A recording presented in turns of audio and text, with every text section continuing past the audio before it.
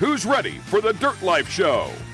Yeah. Welcome to episode 90 of the Dirt Life Show. Tonight we have a fantastic show for you guys lined up. We're going to talk a little bit more about the Baja stuff that we just did this past couple weeks. And we are in Las Vegas, Nevada, one of our favorite towns. By these two guys, not a favorite town of mine, but for only certain reasons. Tonight's show, I still can't believe it's episode 90, and we really appreciate our featured guest, James Jaramillo, allowing us to come up here and hang out in his shop. To my far left, your guys is right. I got Rob from Liquid Molly. He's come up here to help us co-host the show. Man, Rob is always doing some really fun stuff in the motorsports industry. He's been traveling all over the country, hanging out with everybody. So welcome, Rob, and thank you. Thanks for having me, man. Thank you. It's awesome, and it's always a good time rocking and rolling with you guys. I appreciate that. And like I said, our featured guest is James Jaramillo. James is a fantastic individual, first and foremost. James operates his own company. What's the name of your company, James? It's called Stonescapes. Yeah, Stonescapes out here in Las Vegas. They do a whole bunch of rad stuff. James has been a supporter of the Dirt Life Show since day one with his family, his friends, everybody. And James is, if you can't tell, he's in a wheelchair, but he used to be a dirt bike racer, had a spinal cord injury, and now he races professional side-by-sides like the Razor you see behind us here. James has not only been out on the track with myself, but he's been out on the track with tons and tons of professional drivers. He's one of the guys that you always look up to when you're at the track. He's just a fantastic dude in general. He gives motivation to everybody that he talks to, that he sees. So we welcome James Jaramillo to the show. Thank you, George. Thanks for coming down. Yeah, it's pretty hot here in Vegas. I got to give you that. It's really hot. We were good until last week, so last week really got us. So we ruined it by coming up here? I think so. Maybe scheduling the show, we should have did it like 2 hours before, 3 hours before, just enough to give us enough time to come up here and not ruin it. So we got a really good show for you guys lined up. One of the things that we want to talk about today is racing in general. There's been so much racing that has started back up lately. I mean, Rob's been You've been at events almost every weekend, right? Man, yeah. I was just I went to Sebring. I went to Laguna Seca for some Trans Am. I'm going to be going to I just got back from North Carolina, Virginia. We had some racing at VIR. And this actually on Thursday I leave for Ohio. We got the Lima, Ohio flat track race where we're going to be sponsoring some riders, and we're actually sponsoring part of the event. So we're pretty pumped. James Raspoli's our guy there, and he's been, he's a really good rider, and it's been a lot of fun so far. Liquid Molly's coming out in full force. We're trying, dude. It takes a lot of work, but we're making it happen. Well, so taking a lot of work and making it happen, like those are two things that we want to talk about today. And this is one of the things that James always actually has to put in a lot of work too. Any program in racing takes a lot of effort and a lot of resources, manpower, all that stuff. And it also takes sponsors to be able to come in. And one of the things that I wanted to talk about was my buddy Alex Streiler, who was on the show, maybe a few months ago. He did a fantastic podcast talking about how to get sponsors and how to be able to increase your value in your ROI and your racing program. Absolutely. And not just a racing program, in a business, wherever it is, right? He's also started I don't know what you want to call it, but it's basically a conference or a webcast that it's called Meet the Sponsors. So what he does is he has people come in and he talks to people like the guys from Permatex. He had the guys from Mechanics, Jordan Dull. And those guys give out the secrets that they're looking for when they're sitting at their desk looking to sponsor athletes. So it's perfect because you can see all this stuff. And meetthesponsors.com is a new resource that he has, and he's giving our audience the opportunity to share that now too. So you guys can get a discount and sign up through the Dirt Life Show and go join and be a part of his program. It's meetthesponsors.com, but you can get to it by going to thedirtlifeshow.com and clicking on sponsor deals. And at the top, it's an affiliate link that just sends you over there. So click that link, and then we're going to track it and see how many of you guys go over there, research it, and do all that stuff to get yourself lined up to get some better sponsors in 2022. So what we're going to do is there's a book. I call this the Bible, Motorsports Marketing and Sponsorship. Have you ever read this, James? I have not read it, but it looks like I really need to. Yeah, it's really good. So you guys should definitely check it out. We're going to actually give this away to one of the people that signs up in the next week, maybe by Friday or next Monday. So go sign up for meetthesponsors.com. Check it out. He's got all kinds of different ways to access information. I'm not being a salesman. I'm honestly just really stoked that he's actually offering this stuff because this stuff is invaluable. Like this stuff that I wish I knew during my racing career. Oh, completely. I mean, so like from a driver's side, I'm coming from more the business side. From the driver's side, what are some of the big hurdles that you see like a lot of people struggle with, or you've struggled with, or something that you might be able to share with them, just as far as trying to get sponsorships and stuff? On the sponsor side, it's probably something that I need to actually spend a lot more time doing. So I might be the every person to racer ask. says that, dude. That's true. And I think with the racers, a lot of times what we look at it as, and I know just what I've noticed in a lot of conversations, because I'll see it from a little bit of both perspectives. I'm a racer, but then also a business owner within the construction industry. And when I look at it from a business owner's perspective, when you look at purchasing anything, you look at any type of new way to get your name out there, I'll understand what that ROI is.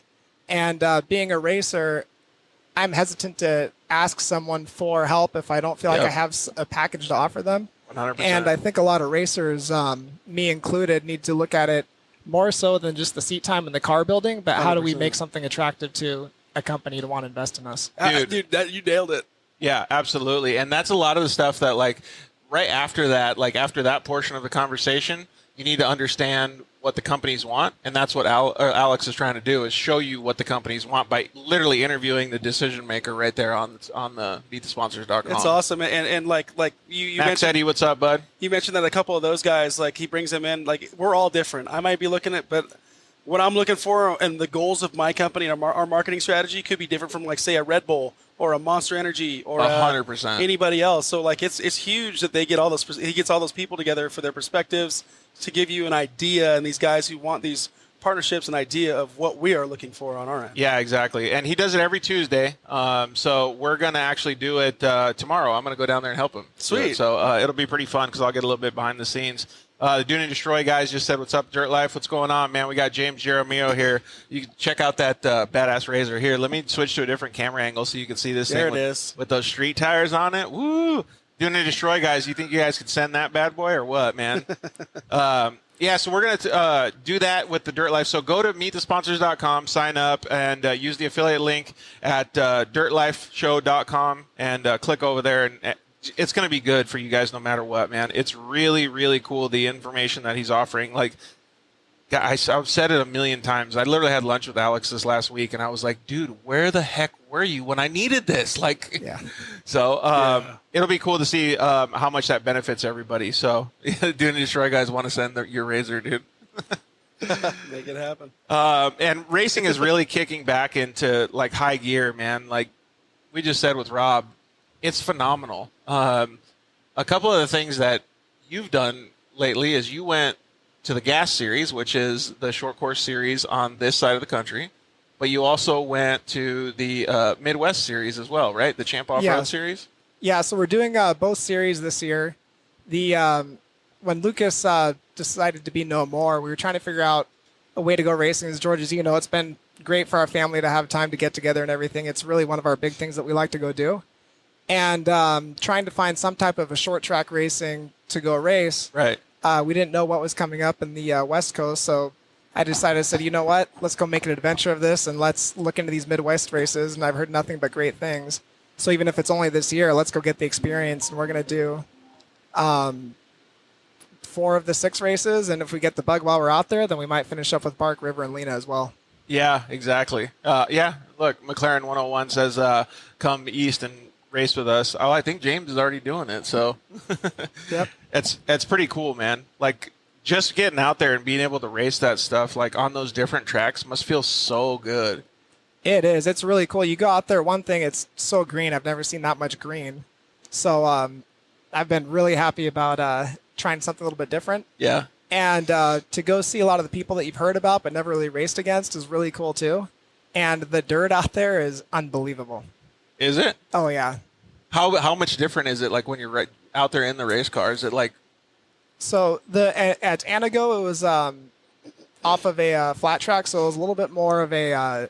On the oval portion of it, it's just typical like clay flat track dirt, so it got really blue grooved. Right. But then the inside of it was like loamy, just topsoil, what you would imagine was on a moto track, and it was Like It was cool because we're used to just rocks and sand out here. Like wild, chocolate yeah. cake on a motocross track. Dude, that would be so cool. What's up, Al? How are you, man? It's really Big cool. AJ. It's really cool to see some of the, and you can say hi to your friends too if they're joining as well. But man, it's cool to see that they're offering so much in the racing world right now. I mean, just the fact, like, did you watch motocross this weekend? I didn't watch it yet this weekend. So it was a full tilt motocross race again. There was, like, I don't want to say no restrictions because I don't know that, but there's fans, tons and tons of fans. Like when Awesome. those guys got off the track, they were like the dirt bike riders were fired up because everybody's yelling and screaming so hard. It was fabulous. Oh, yeah. In Anago, that's what I realized with all of last year, how much of a big part of our racing that is. Yeah. Because otherwise you feel like you're at a track day with your buddies. Yeah. But when I was at Anago and they had full stands, and also Midwest fans are definitely different than Dude, out here. bar they're, none. they're into it. Yeah. It's a lot of fun. What's the biggest race that you've been to with the Midwest fans, Rob? I haven't been out to the Midwest really yet. You went to Florida, didn't you, recently? Or Yeah, somewhere? but there wasn't really. That was in February, Oh, and there so were is some it- fans at Sebring for that Trans Am race, but it wasn't like open yet. But VIR was open. It was pretty cool. It was pretty rad to see some people out there and people having a good time. And So yeah. it's kind of locked down?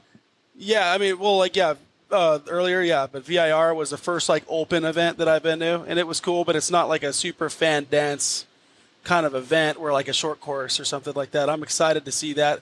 I did go to the Great American Short Course Race out here in Glen Helen, this last one. What'd you think of that? It was pretty cool, man. They're running a pretty cool program.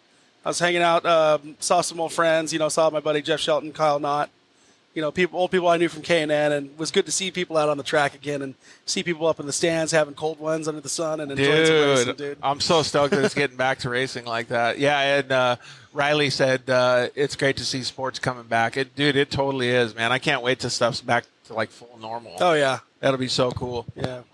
Well, like I said, thank you guys very much for joining us. We really appreciate all you guys being such a big integral part of the show. I mean, I was telling Rob on the drive up here, like, I can't even keep up with all the direct messages and everything. Like, That's all nuts. the support that you guys are giving us is fantastic. Like, we really love it.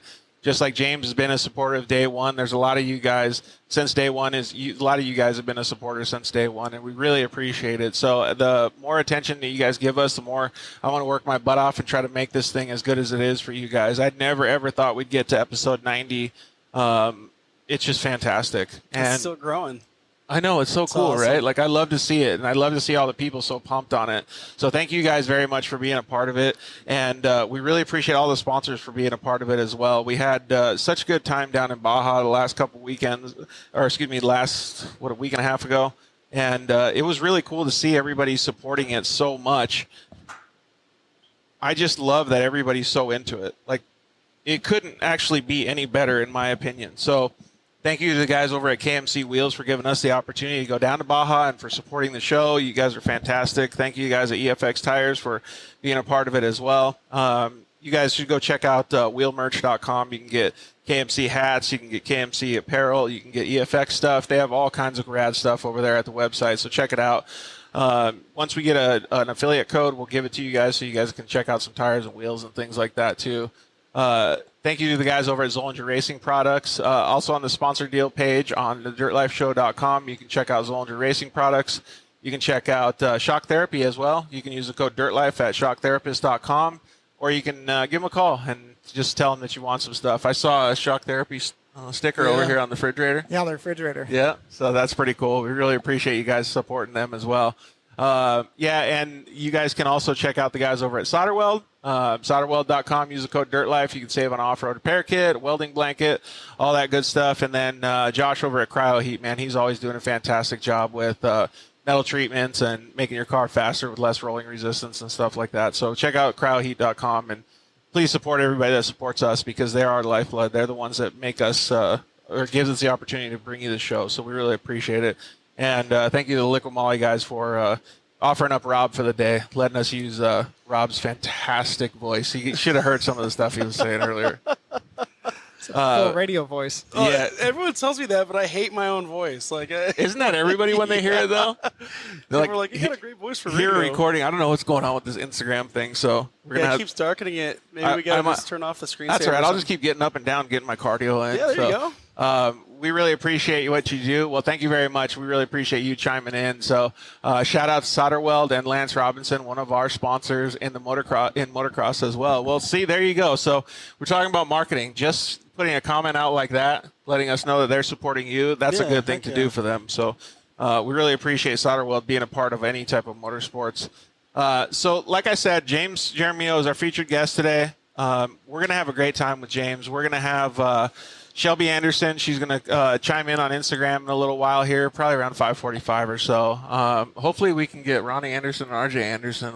Maybe we'll get the whole crew in one show. Get the whole family. I don't know if it'll happen. Ronnie said he was pretty busy. RJ said he might be able to do it a little bit after 6 o'clock. So we'll keep our fingers crossed and see if those guys can chime in. So you've been friends with them for a long time, haven't you, James? Yeah, quite a while. I've been friends with Shelby and Hot Rod for probably almost 4 years now, and then met Ronnie and RJ a little bit after that. That's pretty cool. It's neat to see how the motorsports community, like especially side by sides, just comes together like that. It really does. It's just fantastic to see, and like because they all came. Well, I don't want to say came from motocross. Like you had a lot different motocross career, but when we had Shelby's episode, like it was like forever ago now, but she was telling us that she started on PW50. Oh yeah. So she started on two wheels too, so I think that's pretty cool. Her mom was like, nope, no more. Yeah. Yeah, moms will usually have that opinion, I've realized. Right. Even on a PW50. She said that the PW50 is probably buried out in Riverside somewhere. Yeah. Oh, that's funny. Has been for 3 years now. Yeah, Solderweld's a good company, man, so keep it up, Riley. Those guys, Lance over there is an awesome dude. I'm assuming that you guys probably live somewhere in Utah, but I'm not sure. You'll have to let us know. So a couple of things that I wanted to talk about today are a little bit different than what we usually talk about. Like last couple episodes, we talked about the Baja 500 just because we had such a good time down there. But there's a whole different side of motorsports, right? Like we all love racing. We all love going to the races. We all love being with our family and friends. But there's also an element of danger, an element of injury. There's an element of, I don't know what you want to call it, perseverance. And perseverance is the most important one out of all those because at some point in your life, everybody's going to get hurt, right? Yeah.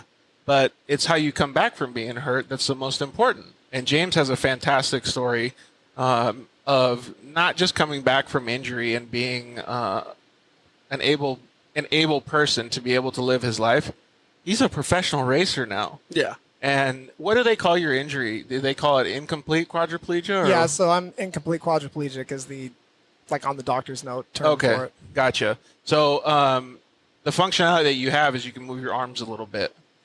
Yeah, so I can move my arms, but not my hands, and I have my biceps and shoulders, but now that we're on video, we can all see, like, I can't stretch my arms straight because my triceps don't work. So here, I'm kind of stuck. Yeah, and you can't but then I could do a curl if I needed to, and then I don't have anything to squeeze my grip. Gotcha.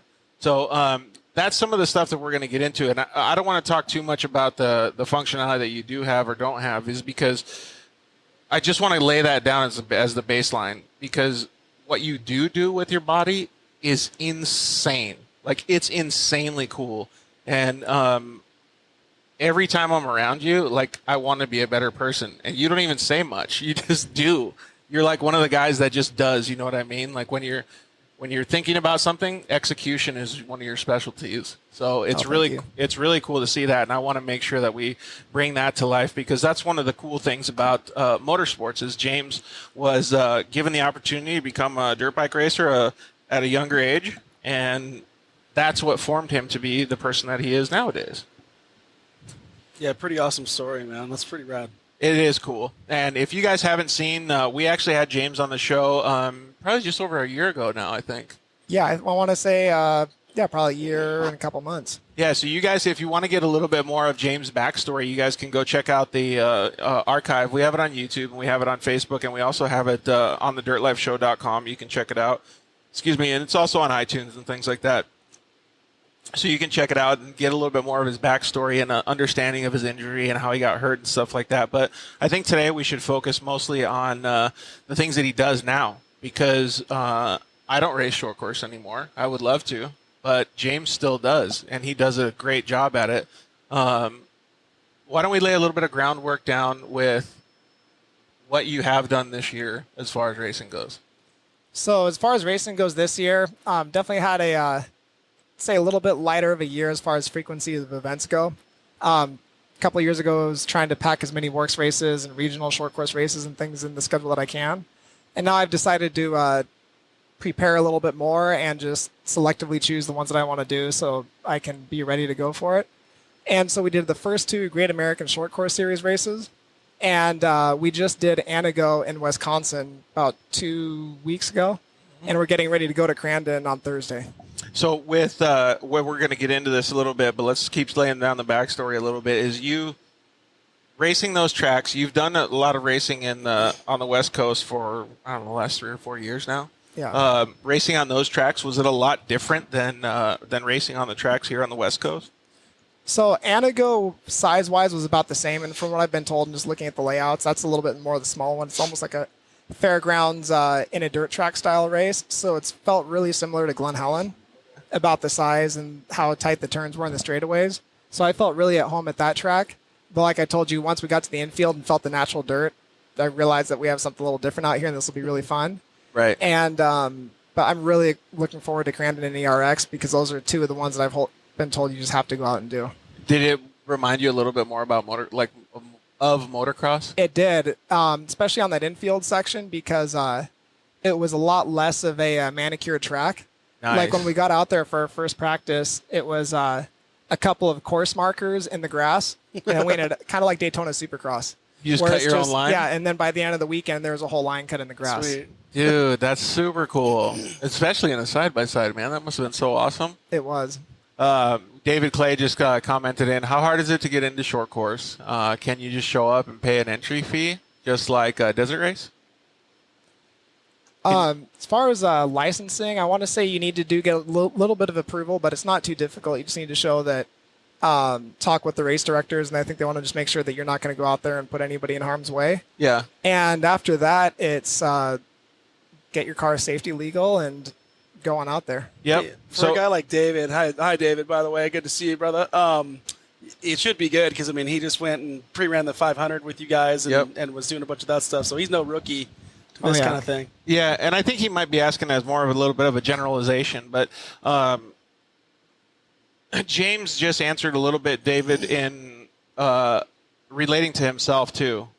So yeah, you can just go and show up, but safety is the number one thing that all of the organizations look at. So when you go through tech, you obviously have to pass tech, but you have to be able to show that you're not a danger on the course, first of all. So if you're an able-bodied individual, you got to show that you're not a shitty driver, that you can actually go out there and wheel a car. Right. If you are a shitty driver, they probably are going to suggest that you don't go out there and race because you're going to be putting people in danger.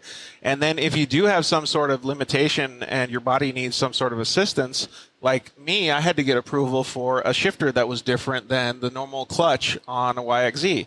James has to get a little bit of assistance with the way that his doors lock and the way that he steers the vehicle. Actually, you should get into that a little bit right now. Maybe tell people a little bit more about your setup. So my setup, I guess, first off, how George said, for me to get in and out of the car, I can't do it myself, so I need the guys with me to help lift me in and out. And because we run a full containment seat, so when you're in there, I mean, you're 8 inches inside of a seat. You're not sitting on a bench anymore. You're locked in. Oh, yeah. And we have a door that hinges with 2 just positive lock deadbolts on it. And like you're saying, I remember before my first Lucas race, I spent a couple months emailing Lee back and forth of the right design to make sure we do it correctly. And what I did is we realized that I have a lot more strength down in my lap because I don't have my triceps to hold my arm steady. So all my strength is mostly right down here versus trying to fight a steering wheel up there. Right, you can use leverage where it counts. Yeah. So what we did is we have a really strong power steering box, and this is revision probably 7 of all the cars we built. Revision 1900. Yeah, exactly. And we have a 90-degree gearbox that puts the steering wheel flat in my lap so I can steer it kind of like a bus or a sprint car. Right. And then we have a latch on the seat that lifts up, and then that basically hinges up, and the steering wheel gets out of my way for me to get in and out of the car.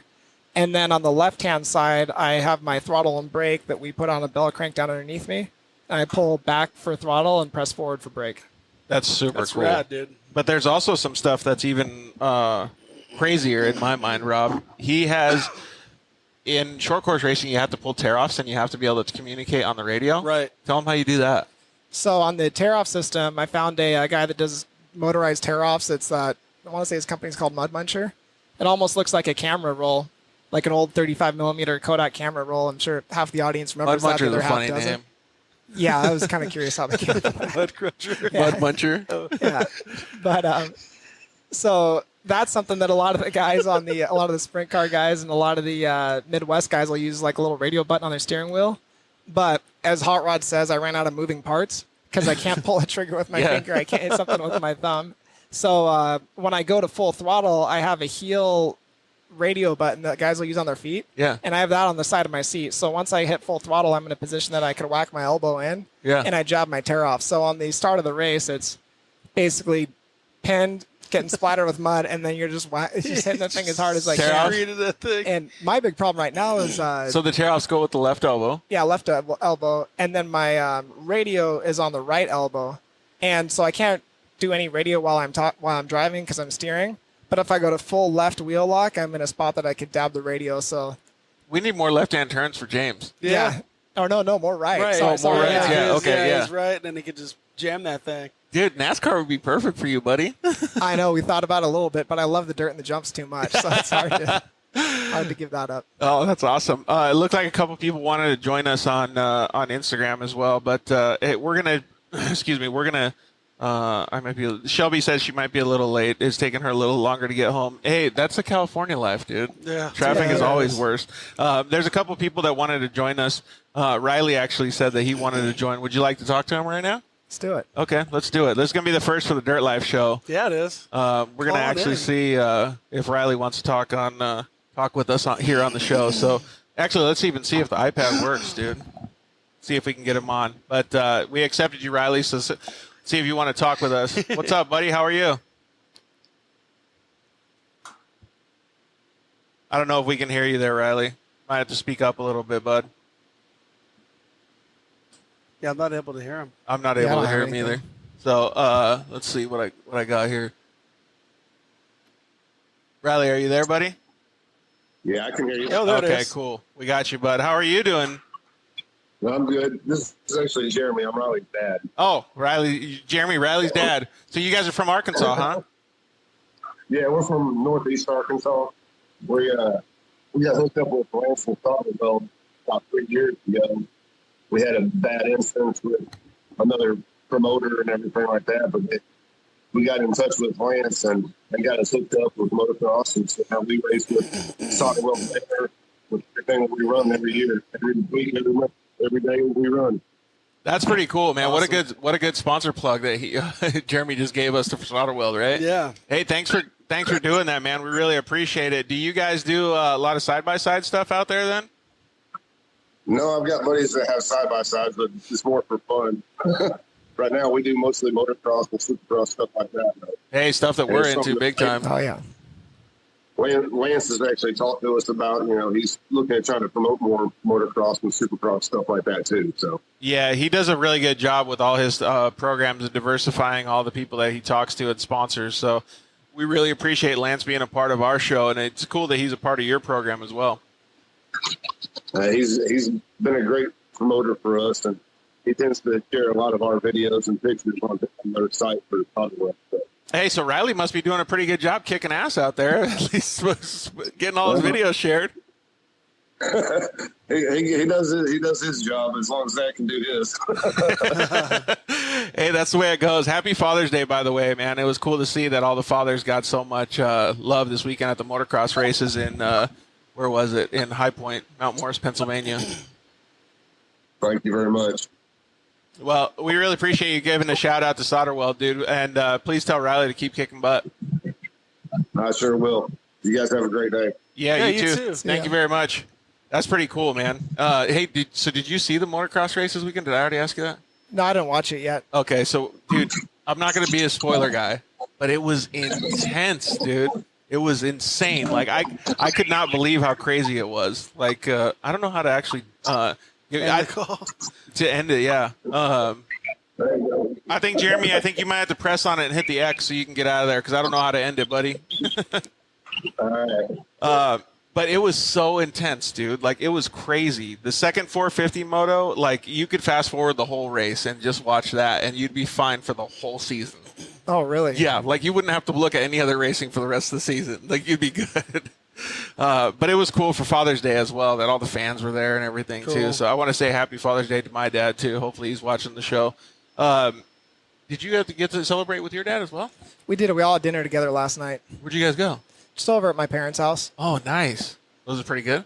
We did. They brought in some Thai food, so that's always a good choice. Oh, that does sound pretty good right now. Yeah. We've been living on road food all day, so. Yeah. That's what I saw, the Wendy's bags. Yeah. Junior bacon cheeseburger, baby. Yeah. That's the way it goes. So, what's up, Tyler? How are you, man? So, yeah, I did want to talk a little bit more about the camaraderie stuff and a little bit more about the support mechanism. So, James has a fantastic support mechanism around him. It takes a team, no matter what it is, whether you're able-bodied or not. You have an injury, whatever it is, it takes a team to be able to go do all these motorsports and any type of racing. Off-road is a special community, and we all support each other. You have tons of people that love supporting you. We just got to see Jagan today. It was pretty cool. So that was neat to see him. John was here. Got Mikey over here as well, sitting on the couch. You might be able to talk to him a little bit later. But it's neat that you have all the support mechanisms to be able to accomplish your goals. It really is. That's the thing that every time I look back at it, that I just feel the most blessed and fortunate to have, because I look back at the group of people we have involved, and I'm thinking that I couldn't have accidentally picked all these people. It's just unbelievable how well it got designed to be where we're at right now. Yeah, and it's funny too, because you don't think of it, but all of those people care so much about other people in general. You know, like it just neat. It's like those the people that open the door for you, and you don't even know who they are. Yeah. Like at a gas station or wherever it is. Like, that's the type of people, right? Completely. So it's cool to see that, and for you to be able to go out there and race, it's a little bit different because you guys don't operate the program the same way as a normal racer would. No. Yeah. So what are some of the things that you guys have to do different in preparation for you to get to the track? So, yeah, I'd say for us, just getting there almost feels like a win of the event all by itself. And because we need, I mean, like in Anago when I went, we had I think we had 6 of us there. I had Jagan and his brother Carson had to drive out the truck and trailer a couple days early. And then we flew out on a Delta flight, and I went with John, who helps us, basically big picture, crew chief, everything. Yep. And then Jagan's learning a lot. He's only 19 years old, and he's learning a ton. He's going to be really good here in a couple of years. Yeah, but he's the master technician on Master the crew. technician on it. He's the one that has his fingers and hands on everything. He really does, yeah. Yeah, no, he's good. And then I had my girl Stephanie. She helps me out in the morning, just kind of get up and going, because I need someone to, especially Stretch. when I'm at stretch, kind of just do all the get up and going things. Especially at a hotel, then I don't really know what I'm getting myself into, so it's not like I can just try my luck at my house. So we had, there were 6 of us to go down for just that one race, and I was thinking about it. It's something that, say me, if I was able-bodied, I'd be able to do me and a buddy. Right. But then for the situation, to make sure everything's just right, we had about 6 of us to make all that happen. And it's cool because it makes it more of an experience with all the people you're with, and then the racing's there, versus getting too aggressive about the race and getting too concerned if your tires aren't right or something like that. Well, not just that. First of all, it's like what you said. It could be your buddy and yourself going out to the races, and that's fantastic, right? But when you do see stuff like a situation like yours where you have all the support mechanisms, it really does, like, not just appreciating being at the races. It really makes you appreciate life because there's so many caring individuals around. It really does. It's pretty sweet. Have you seen any instances like that in the late races that you've been to lately, Rob?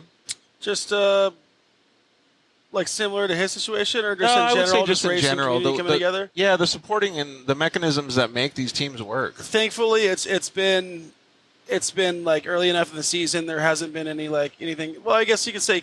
Well, that was kind of last year, King of the Hammers. Right. You have people like Sarah Price, who and a couple other people up on that hill, who are taking parts off of their car and giving it to people so they can finish the race. Yeah, and I think that's a huge testament to it too. Absolutely, 100%. And it just shows you how giving and awesome the off-road community in general is. So,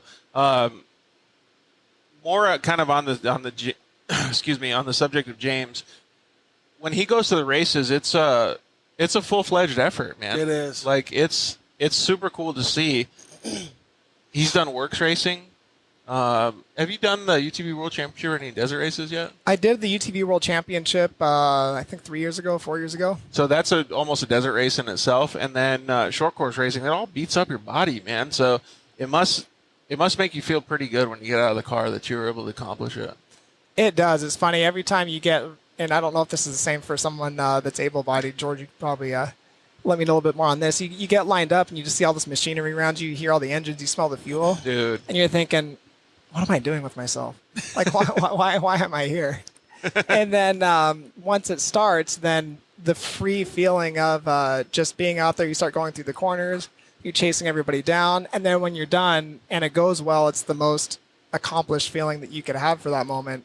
And it's just so cool to see all the pieces come together. And then you're chatting with the guys afterwards about, say, what happened in turn 2. And it's just a really cool experience once you're all done. And those emotions are exactly what we have the show for. Like, because we all felt those emotions when we first started getting into off-road or the dirt life. And your family is a testament to that. Like, every time you have we'll call it a little victory or even a huge victory like that, you come off the track with a smile on your face, everybody in your whole family and your crew has that same smile. Oh, yeah. No, my dad's ecstatic to be out there because that's something to go a little getaway with the trip. And the whole crew, they're looking forward to what are we barbecuing afterwards. Yep. It's just a good time. We were talking to Lindsay Geyser a little bit. When was it, last week or something? But anyway, she was saying her vacation is when they go down to Baja and go to the races and stuff. Like, that's what she enjoys. Her whole family is looks forward to those trips. Oh, completely. Is that kind of how your family does it too? Yeah, that's exactly how we are. And mostly me and my dad are the ones that go together. And it's funny because I've done it a lot just by myself, just showing up, and I realize how much better it is doing it with him. Yeah. It makes the experience a lot better. Happy Father's Day, Paul. Yeah, Dad, happy Father's Day. Yesterday I saw you, but George says happy Father's Day too. But for me and him, I remember in January, he'll come in my office and say, hey, one of the races, I'm ready to go. Yeah. So it's just something that we look forward to doing, and it's great. It sounds like he gets fired up. The real Joey Mack joined. T. Cobber joined. Thank you guys both for joining. Brooke Jensen. Hi, Brooke. How are you? And then Kyle Combs My Hair. That's a pretty funny name. So Kyle Combs My Hair joined too. So we really appreciate you guys taking the time to hang out with us and myself, James, and Rob. It's pretty cool that we get to hang out and just talk shop in James's shop with you guys. And on Facebook, we got Sean. Thanks a bunch, man. We appreciate your support. He says, love the show, valuable information, all the guests. Dude, you're going to have to be the one that reads that because I got a cable in my way over here. Okay, yeah. Well, thank you, Sean, dude. We really appreciate you tuning in, and we appreciate everybody on Instagram and making this whole thing possible. Yeah, we really do appreciate that stuff. And like I said, for those of you who didn't watch James's previous episode, please go back and check it out. He really has a lot of great things to talk about, overcoming injuries and things like that. The level of perseverance that James has in his mind is just phenomenal. Can you talk a little bit about the way that you can function with your body. Can you talk a little bit more about the details of what the car has to be able to do when you have those pumps and certain things? Because steering a steering wheel is pretty easy, right? Yeah. But not for you.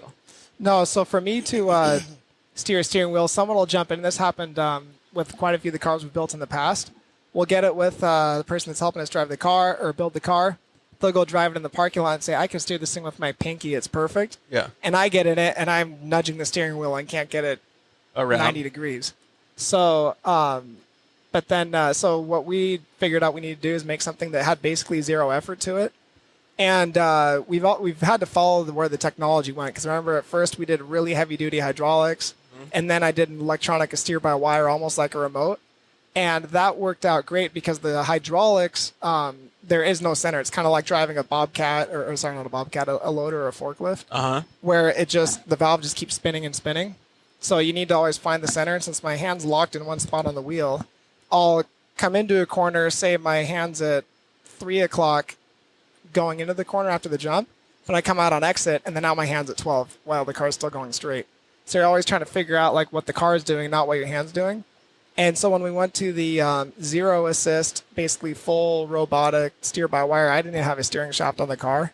I had the steering wheel hooked up onto a little sensor and then a big motor down on the steering rack. And that made the car drive straight. But then what the problem was is and you remember this when I was causing all of our yellow flags in the first Lucas races I went to, because you don't have any feel of the car control. So it's not like the Ackerman of the car brings it back on exit. So I'd still have the car all bound up. I get on the gas and then it just hikes itself up and flips it. Right. And within the last couple of years, there's a company called DCE that's made a really strong power steering motor, electric one that they use in like the Le Mans cars and powerboat racing and things like that. And so I got in touch with them and we made the gamble to try to see if that would actually work because it put a steering shaft on it. So if you were to drive my car, you'd probably wouldn't feel that there's any resistance with the ground at all. But for me, it's all programmable. So I have it set up really light, but light enough that I can still feel what the car's doing. And that was a full game changer for us because I had a positive feel with the car. You, yeah. Mm-hmm. That's rad. Dude, that's insane. Technology's nuts. Well, the technology, but like think about having to invent something that you have no idea exists and making it your own. Like that's phenomenal. An engineering feat. And James is not an engineer. He'll be the first one to tell you. He just thought it up and figured it out. Yeah, no, I just like tinkering with things. I'm definitely no engineer. Well, tinkering, and you said you're on what version now? 1900? Yeah, something like that, yeah.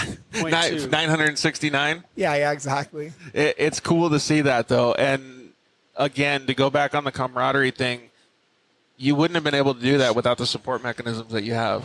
No, not at all. I remember I was talking with my friend Ralph. I'm sure half the people on the podcast in the off-road community know Ralph Chadwick. But what he was telling me, he said, what you've needed to build, you can't pay somebody to do it. No. It's really just a bunch of good friends putting their heads together, and the ones with enough talent can help pull it together. And wanting to stick through the end of the project and then being okay with me nitpicking the details of what needs to move a quarter inch closer or further away because I can't reach it. So it takes a lot of patience on their part too. Dude, we'll let James answer this, Rob, but how many times would you have just said, fuck it, I'm over it? Like, because I guarantee you there's nights that he didn't sleep at all. Oh, yeah, there's a lot of those. Yeah. Like, spent a lot of late nights in here trying to figure all that stuff out. Yeah, exactly. You're sitting here and here till 2 a.m. and you're like, dude, I don't know what to do. And you're in too deep and you can't turn back, so you just keep going. And it's nuts, dude. So it's by force. Yeah.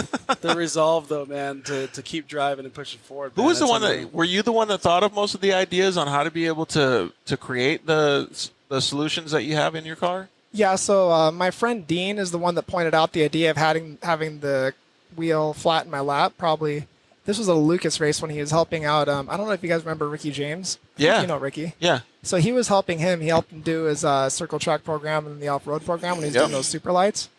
And me and him were just talking about some ideas, and he saw me pushing my chair, and then he saw me reach for something, and he said, "Wait, you have way more strength down low than up high. So let's think about this down like a bus." Nice. And that is one of those key ideas that just got the whole ball rolling.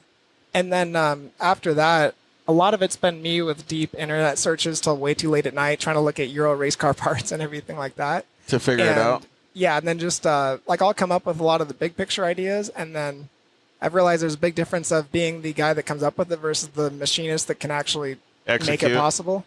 And that one's been a lot of just good friends and people I work with and people that wanted to stick the project all the way through. Yeah, to be able to move through it. Rob, put the mic a little closer to you. I don't know if Mikey's listening to us, but if he is, he can come over here and just wave his hands around a little bit behind the screen. And he can come over and wave his hands. Because Mikey was one of the people that was integral. Just wave to everybody, Mikey. Wave on camera. Mikey was one of the integral parts of your program at the beginning stages, right? Oh, completely. Especially when I've first met Hot Rod and Shelby. I mean, how many nights were we here putting the short shocks on the works car and then taking them off? Can he borrow your headphones for a second? A lot of nights. They're a little sweaty, dude. I don't know if you want to. Yeah, so some of those late nights though are pretty intense, right? Like how many times were you in the shop until, I don't know, God knows, 11, 12, 1 o'clock? I don't know if you want to ask him what time. So, some late ones. Sometimes he slept here? Yeah. Quite a few times, yeah, actually. Well, we really appreciate you. I just wanted you to come over here, wave hi to everybody, and thank you very much for being a part of James's program. It's neat to see that people really do care about not only James, but off-roading in general and have compassion for their other family, fellow humans. Oh, absolutely. I agree with you. Yeah, so what's next on your program with James? Whatever he needs, I'm always there for him. See? Perfect Yeah, Mikey's answer. always here a phone call away, so he's always here for us. Yep. Even if it's hot as shit in Las Vegas. Yeah, no kidding. Yeah. It doesn't matter, man. I'm here. That's cool, Mikey. Well, hey, fist bump for that, dude. You're doing a good job, and I know James and everybody else around him appreciates it. Yep. Absolutely. Thank you.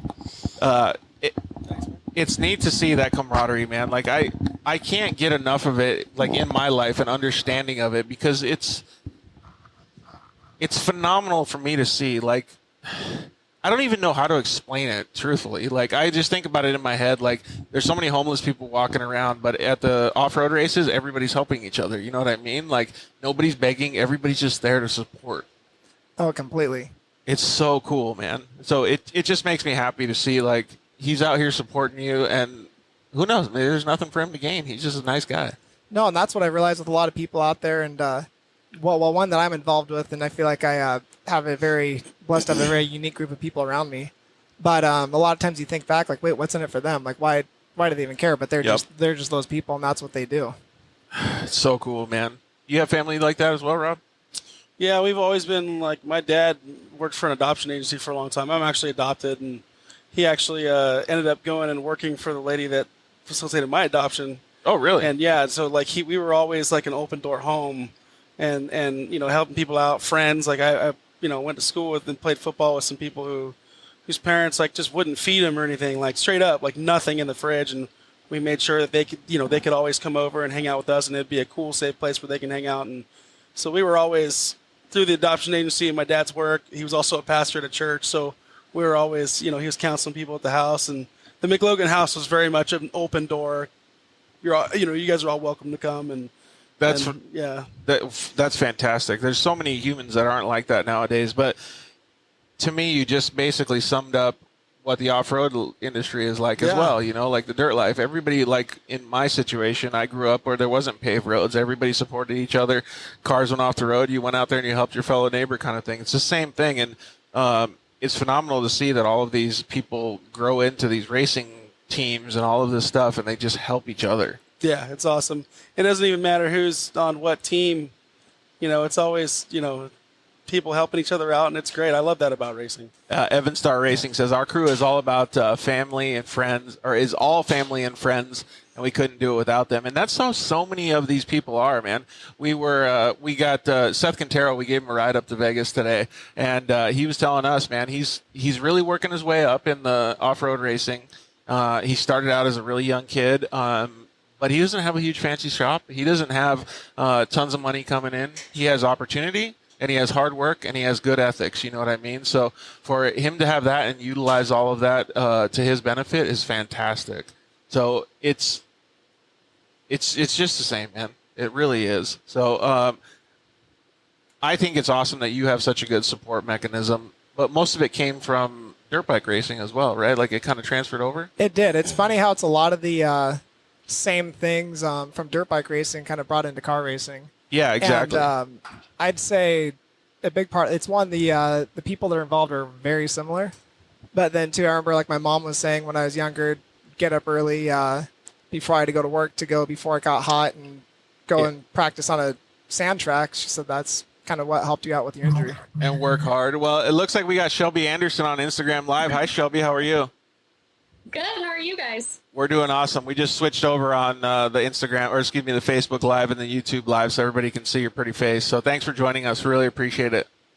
Hey, Shelby. Yeah, thanks for having me. Hey, James. How long has it been since you've seen this guy? Oh, too long. It's been a minute. Yeah, it's been a minute. It's been too long for sure. Hey, so real quick, what have you been working on lately? I know you've been a busy girl. Yeah, I recently left Sparco, and I'm starting to pursue like my own marketing and management thing for racers. So that's been pretty scary and exciting at the same time. Definitely, I bet.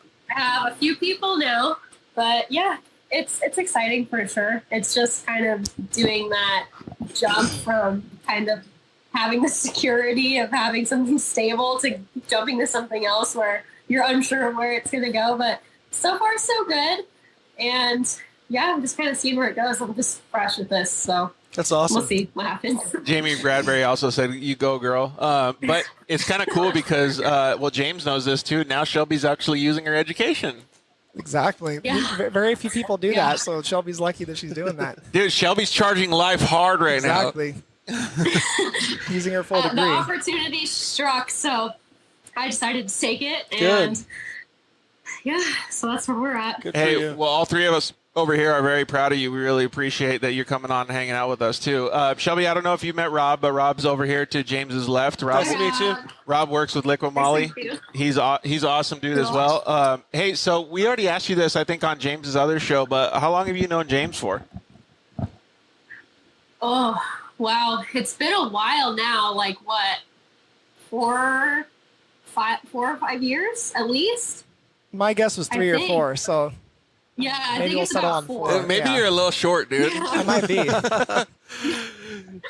James been spending too much It's time been- working on his business. He needs to focus more on his social experiences and racing. Yeah, no kidding.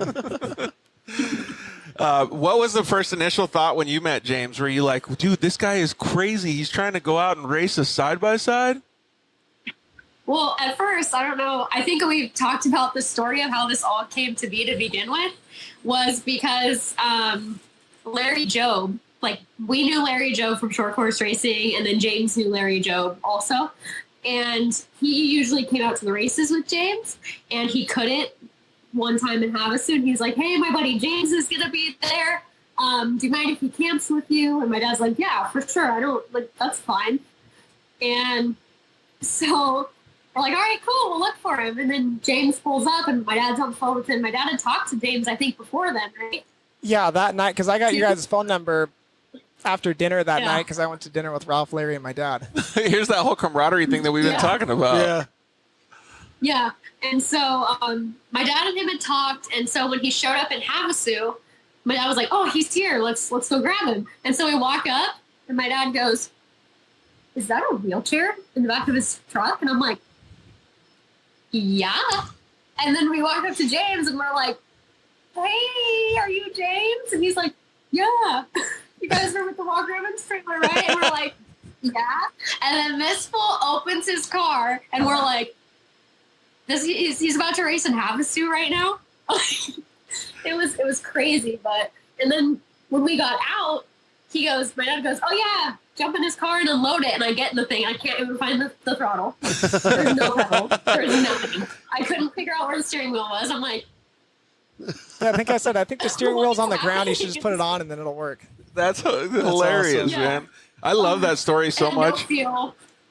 Oh, it was so funny, but yeah. And ever since, it's kind of blossomed from there.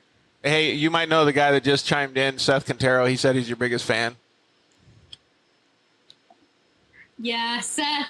It's funny. I just found a picture of us from when we were like, I think it was like 2014 or 15, and he was tiny. Like, he was probably my shoulder height, and I'm not big. So he's tiny, and I've known him for a long Going time way now. back. It's cool to see. It is cool to see. Yeah, we go way back. So a little fun fact, not to get away from James's story, but Seth got a ride up to Las Vegas here with Rod and I today. And so we got to hang out and talk with him a little bit. And right as we're coming into Vegas, the OT3 team, the Red Bull OT3 team, was testing out there. And we got a peek of their little pit stop. And we tried to see if we could catch Mitch coming down like a road, like as he was testing, and try to get a little Instagram banger. We couldn't see him, man. He was way out there. So Seth has a long week ahead of him testing and stuff like that in this hot 110-degree weather. Oh, yeah. Yeah, It's been nasty. Like, even here in SoCal, it's been ridiculous. Like, I think it was 109, I think, the other day. Yeah. Crazy. It's been hot. Yeah, in Temecula it was 109. Dude, they're fighting over who's your biggest fan. Jamie just said that she's your biggest fan, and then I don't know who 4C Lieberton is, but she's your biggest fan too. Yeah. We are Jamie. Riley is James's biggest fan. There it is. Yeah. They are James' biggest fan. There you go. it is. I'm James's biggest fan too. Hey, so now you got two biggest fans, James, but Crowd Heat's one of the sponsors of the show. So what do they help you with? So, Crowley, I've talked to Josh years ago, and I had a transmission built with him and everying. Hey, and- speaking of engineers, dude, that's a smart motherfucker right there. Oh, he knows his stuff. Yeah, Yeah, he talked he's about bad. things I didn't even know existed. So, He's an awesome dude for sure. That's cool that he's part of your program. yeah. So Shelby, what's one of the funniest stories that you've had over the last 3, 4, 5 years? I don't know how long with James. Other than the one where you had to unload his car. Other than the time we met and realized what was happening. Actually, you know what? Let's change it up. Let's change it up, and it would not be one of the funniest stories. Let's be one of the most emotional stories that you had, like when you did a good race or something. There's been a few. I feel like, honestly, like I wasn't even there, but it was one of the first Lucas races. My dad had been like texting me and stuff the whole time, and he told me James got like top 10 or something, and we ended up watching it later, and it was just like. Just seeing James like come from so like far to where he's at now has been crazy to watch. And even his first race when we went to the regionals, I remember it was just crazy to kind of see him adjust from works to Lucas. And it took time, but like so much testing. And even when we went testing at Glen Helen one time, like James and I straight up battled like in my Lucas car, and we had drone footage and everything of us just like going at it, and it was so cool. It's Awesome. just so cool to see. Yeah, that was still one of the James most kind of- fun driving days we've had. Just the experience behind the wheel it of a was car. So fun. Yeah, that day was a ton of fun in Glen Helen that she's talking about. Was it?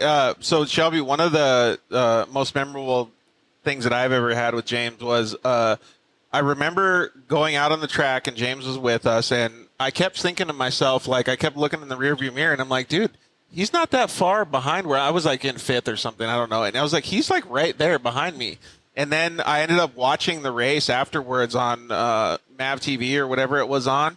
And I was like, holy shit, James was literally battling behind, like right there with every single dude. Like, and I remember you finished that race and you were like, dude, it was like bringing me back like old school motocross. Oh, completely. Like, I don't remember where it was. I could have swore it was at Wild Horse, but either way, I just remembered like hearing it from James. He was like, that was so fun. Mm-hmm. It's cool to have those. That's awesome. It's incredible to kind of like see, like, I feel like you guys even both are like the epitome that if you want something bad enough, you're going to make it happen. Like, it doesn't matter what the circumstances and what the situation is. If you want something bad enough, you're going to do whatever it takes to make it happen. And that's even why I admire James so much, because like both of you, your guys' lives could have gone such different directions, but you're like, no, I'm going to do this. This is exactly what I want to do. And so I'm going to figure it out. And it took James, as soon as the first razor came out, like he knew what he wanted to do, and they made it happen to be able to have him be able to drive and do what he wants to do. And now he's doing it successfully. So it's been really cool to watch. We kind of watched the past few years, even just his hand control setup.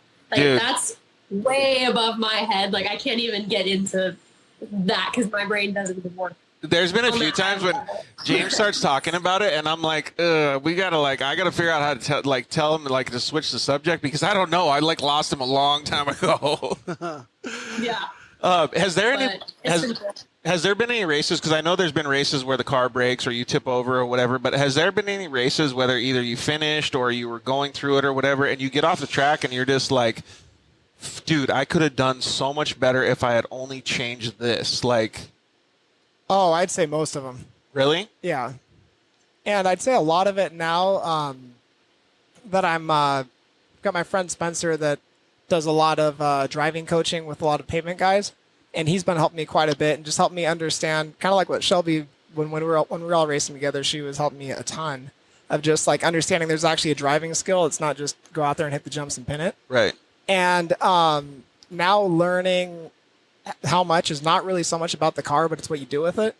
And say if your car is starting to push, well, then what are you going to do as a driver to make sure that doesn't happen? Because now that you're on the track, you're on the track. Right. Figure More out the brakes, setup less later. brakes, whatever. Yeah. Yeah. And I'd say now, especially in the gas first race of the year, I had couldn't get my brakes figured out. I just had almost, it was when I saw you, I had almost no brakes. And I came into a corner too hot, couldn't lock up the car, and then hit all the cars. And I'm telling myself, like, well, my brakes didn't work, so that's what happened. And then Spencer's telling me in very brash terms, no, you failed as a driver because you knew that your brakes weren't working, so why did you go that hot into a blind corner?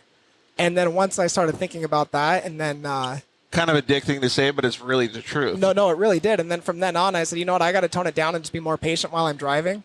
And it's helping you, as cliche as it is, finish all your laps so then you can then place good in the race versus trying to go be a superhero on lap 2. Yeah, exactly. And so actually, Shelby, there was a reason that I asked James that question, and it wasn't because I wanted to know if he had a bad race or not. It was because I want to talk about the positive things, and the positive thing to take from that is James's mindset, because you can tell him the truth, and it doesn't matter what he does. He wants to be a better person, whether he wants to be a better racer, a better human being, a better son, whatever it is. Like, he's always looking forward. Like, it's so hard for any human being to have that mindset. Like, and we're sitting next to the dude. It's awesome. Oh, yeah. No, that's even in my life. Like, what I've learned is I would have a bad race, or I'd have something in my life happen. And then it's something like that I would always reflect on and be like, how can I even be mad at, like, the smallest thing in my life when, like, James's life was changed so drastically, and look at how happy and positive he is. Like, he's got so much faith, and he's so positive all the time. Like, I genuinely don't think I've ever seen James mad. Oh, I saw him pissed once. I think it was at Prim last year at the final race. You got out of the car and you were pretty fired up. Oh, yeah, that's when they changed the track schedule, and then I missed my practice. Oh, that's what it was. Okay. Shelby, you were there too. Yeah. Oh, yeah. Oh, dude, actually, I got a funny Shelby story on this one, too. So I had my cameraman, Alfonso, with me, too, and he caught this clip with Shelby. I was already gone. He just goes up to Shelby at the end of the race and goes, Shelby, didn't you have a light bar? And she looks at her car and she goes, oh, I did. Ripped it clean off. I don't know what happened to that thing. No, the funniest one was of that weekend is he was, like, filming me, and they had so heavily watered the Williams track, like, and I knew that they had watered it, so I came into the turn, because that's when we did it backwards at Prim last year. And so I came into it slow because I'm like, okay, I'm going to spin out, like, something's going to happen if I don't just approach this slowly. So I did, and then someone came and drove straight into the back of me and rolled me over. And so he sent me that video, and I was laughing so hard because I was like, I said, this guy just came, and he had to have known that it was slippery. And he just came into the back and smashed into me and just drove straight over me and kept going. Oh, was that when your dad was sitting there? Was that when your dad was sitting there listening to you and he just walked away as you were yelling? Yeah. And I was like, That's awesome. She was in full conversation with her dad. Her dad looks at her and then just, like, takes a stroll around the side. And Alfonso turns the camera right to Shelby. Like, he was just sitting there stealthily having the camera, and then I looked over and I was like, oh, he's filming me. I should see if I could get that clip and post it online because it's hilarious. Hot Rod was trying to disappear from the camera. I'm sure I do. I think Hot Rod was trying to disappear from Shelby yelling. Oh, yeah, you want to do he's that. like- Yeah. I'm getting out of here. SoCal Big T said that he met James and myself at the Lucas races, inspiring just racing, but in life. Well, we really appreciate that comment, man. It's really, really cool to hear that because James is not out there trying to inspire, but he really does a good job doing it. He's just out there trying to live his life and do it the way that he wants to. So it's pretty neat to be able to see that stuff's rubbing off on other people. Obviously, it rubbed off on Shelby a little bit after the first day she met him. Yeah, no. And even after just seeing the process over the past few years of what it even takes to get James into the car, like, any normal person would be like, oh, that's too much work. I don't want to do that. Like, why am I going to put this much effort? But it's just the mindset that's so different that it's just crazy to see. Like I said, it takes so many steps just to get James in the car, not even to get him to where he's racing, like, just in the car. And he's always just happy, has a smile on his face, even if he has the worst race ever. He goes, oh, well, I could have done this different, and I just won't do it. Like, he just has the best mindset. Like, it's definitely who I look up to. Hey, so if it was 110 degrees out and you had the choice of sitting in your office and working and eating a nice, delicious sandwich or getting in a hot-ass race car and going out and racing for 30 minutes, what do you pick? Do I have my cool shirt in the race car? Yeah, you can have your cool shirt. Oh, in yeah, the I'll race do car. that then. Oh, okay.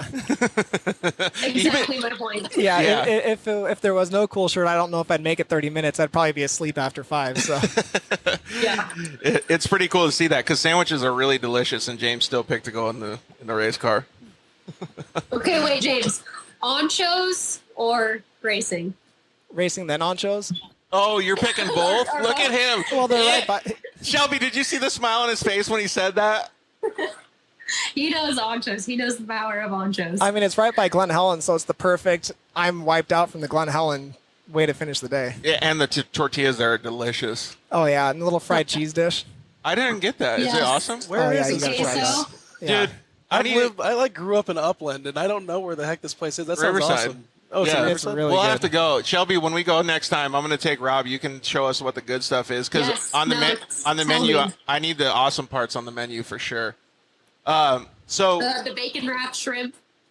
dude, see all this stuff that she's Yeah. Sounds talking about. phenomenal. Yeah. So, I used to work at K&N in Riverside, and we were always hunting for good lunch places, and now I find out that this place existed the whole time. so now James is going to go out and win the race because he wants to get the anchos faster. Yeah, so we don't have to do any fixing, so we could just go and enjoy the night and go eat some good food. Do you guys usually park next to each other when you guys are at the races? Oh yeah, when we'd all race together, and I still say that's one of my more favorite times that I've had is racing with Shelby and Hot Rod, because we were probably sorry, I got a little muscle shake. Yeah, No go ahead. worries. I'd say we were twice a month for probably a good 18 months meeting up somewhere to go racing, whether it was Works or a Lucas race. Twice a month? That's Yeah, a lot yeah, of freaking this- racing. For whatever reason, 2017 had a packed schedule. Dude, And, we were always together. Yeah, we did Like- all of them. And yeah, Hot Rod would have all the pits lined out before we get there. If we were going to get him a little traffic uniform because you go out there, he's like directing traffic, pointing everywhere, telling everyone where to go, and he sets The up hot like, rod the- safety crew? Oh yeah, no, like he's got all the motorhomes just right. Like he has the whole group perfect for whoever's coming. That's and awesome. Really? make, like, a He's big like, ring nope, around 5 it. feet up, 5 feet up. Oh yeah, yeah. Shelby, he's easily like Like, that. he has the cones, the caution tape, like everything mapped out. Oh, he's When we that get official? there. Oh yeah. Yes. That's legit. Yes. Dude, I need a guy like that in my life. Maybe if I go to the races next time, I could park with you guys. That's Oh yeah, perfect. No, invitation's open because he'll have it figured out. Dude, that's sweet. Especially if the Sprinter van, because that thing's like just a big old block. Yeah. Dude, that's pretty cool that you guys are able to do that. And that just shows the camaraderie, right? Like, we're making fun of Shelby's dad, obviously, because he's such a perfectionist with parking. But the thing that you have to take away from that is he wants everybody to be together. Oh no, completely. And I remember, kind of again back to that comment that you just made. When I first met Shelby and Hot Rod, it was there's a handful of times in your life when you meet people and you're like, this is something different. And I remember when I was sat chatting with Hot Rod after practice in Havasu, chatted with Shelby for a little bit. After about 20 minutes, you're thinking, did I just meet lifelong best friends? And I mean, we all chat. It's like stepbrothers. Easily Do we just once, become twice a best week, friends? Yeah. So it's really cool. That is pretty That's cool. awesome. And that's the whole camaraderie aspect that makes the dirt life, right? Is because you would have never met them had you not just loved playing in the dirt so much. Yeah. That's pretty cool. All right, Shelby. Well, we're all gonna have to go to Ancho's together for sure. But if you could see where James's crystal ball, if you could look into a crystal ball and see where James's future is going, what would you say? I would say that it's going very far up in the racing world. Like, even just from a marketing standpoint, like, there's so many things that James can do. Like, besides just racing, like, he's such a marketable being that he could go so far, so many places. It's just, and he has the car figured out. He has everything. He's doing well. And, like, we can make that happen for sure. Like, I think he can totally just do really well in racing, as well as even just like an inspirational person to people like to look up to. Hey, so Rob, what were we talking about? The future of marketing will be on Dude, the yeah, way up here. 100%. It's funny because, like, yeah, we were just having that talk about, where we think it's going, what's cool now. And, yeah, just more of the, like, more intimate in depth, get to know the actual individual. I said it was almost like a reality show kind of a vibe to it, Right. where you're really getting to know these guys beyond just the fluff pieces and the sizzle reels that you see a lot of times on social media and stuff.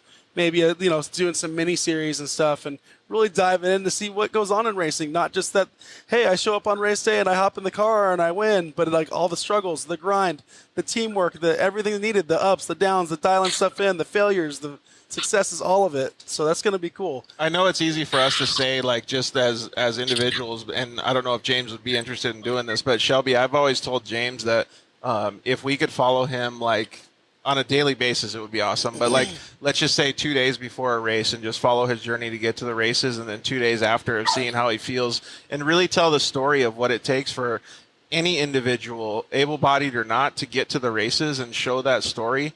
Like, I would probably cry in joy. I'd be so stoked to watch something like that. No, and that's the thing too. Like, it's more than just like, even social media. I've noticed it's, at least for me, how it's worked out is people want to know, yeah, it's cool that I race and stuff, but people also like to see that other part of your life when you're not racing. Like, you do more than just race. You do other things besides just race. And it's also important, I think, to share that part of your life and not keep them separately. That's always been me on social media. If I had a race and I did well, yeah, I would post about it. But also a few days later, if I went to the beach, I was posting that I was at the beach. Like, I think it's important to see all aspects of people's lives, and even James, more importantly, like doing a day-to-day, like even just following him for a week leading up to a race, showing what it takes for him to do what he's doing, because he also has a really successful business. Also, people don't see that side of him. Like, he has a very successful, I guess, I don't know what to call it. You do curbs and sidewalks and Yeah, we do concrete, stonescapes curbs, sidewalk, building slabs. concrete. Yeah. And so, like, he has that extremely successful side, and then he also has this program together. So just, like, showing that there's more than just the racing, I think, super important, too. And just like you said, doing some sort of a lifestyle thing would be really cool. I think it would be super cool. Maybe that's something you think about in your program for next year or something. No, I would definitely love to do that. I'm definitely not the one to sit there and brainstorm how to put that together, but for me, it's always been tough because as a racer, you're just always told more social media, more social media. There may or may not be a marketing genius on the call with you. I might know someone that we might be having to put our heads together here later on today. Hey, Yeah. I can tell you what, though, there's going to be few and far between that want to sit and film in this 110-degree weather. Yeah, it'll be a fall thing. Yeah, you're going to have to hire a really, really, like, fit intern to come out here and do it. Yeah, can we do it in January? Well, I do really appreciate you taking the time with us, Shelby. I know you're a busy girl. Yeah, no problem. I'm glad I got the opportunity to hop on with you guys. It's always fun, especially James, knowing him so well. So thanks for having me on. Yeah, no problem. Do you got anything special or a funny story that you want to tell about Shelby before she gets off? Oh, geez. I just told one. I guarantee you have one. Oh, no, I've got a couple really funny ones, and I'm trying to remember, like, on the spot which they were, because I remember there's been some that have put us in tears. Let's see. Jason Voss, 2021, commented in and said, in 2007, an American man named Corey Taylor tried to fake his own death in order to get out of his cell phone contract without paying a fee. Is that like a spam thing? I don't know what that is on Yeah, I Instagram. don't know. So that sounds like a pretty gnarly Jason story. Voss. Yeah. It sounds like a pretty crazy story, but I don't really care about people faking out their cell phone bills. Just pay it and get to the races. That's what we care about That's a here. fact. Exactly. Yeah, this is a race show, guys. Yeah, we care about the racing. So what were you going to say about Shelby? Oh, funny story about Shelby. I'm trying to remember. I'd say my favorite are listening to her and Hot Rod on the radio together. Why is that like She knows hilarious? what I'm talking about. Oh, yeah. Whoa! Did you get to yes. wear the comms and listen to No, the race? I'll just sit next to Hot Rod, and it's You great. can't hear her saying anything back though. No, she doesn't need to. And because that's our favorite thing with Hot Rod is once it's race time, he flips a switch of nothing else matters in the entire world. Except for winning. Yeah, up until like probably 5 minutes before. I remember one time I flipped my car and I was getting back going, and I was like, "Hey, I got to put my legs back in the holder." He's like, "No, I don't care about your legs. Keep going." And and he is that committed. Like, I've had alternators go bad on the starting line. He's bleeding his knuckles trying to get it fixed within 30 seconds to go, when most people would call it a day. And then he turns it off right afterwards and just hangs out and grills hot dogs. And He's I'd say fine. some of our funniest The times, I homie, think, dude. are sitting back and just seeing how all of our personalities work together. That's just a blast. Dude, that is hilarious. Oh, Rod sounds like the man. Hey, he's let's one of my let, favorite let's people. let Shelby defend herself. So what's he saying to you on the mic? And then you're like, dude, what the heck? It depends. Sometimes I'll be racing and he'll be like, they're coming up on you. They're coming up. It'll go from 10 seconds, 5 seconds, they're 5 seconds back. And I'm like, Dad, stop. You're making it so much worse. I get it. They're coming. And even just things that are like, come on.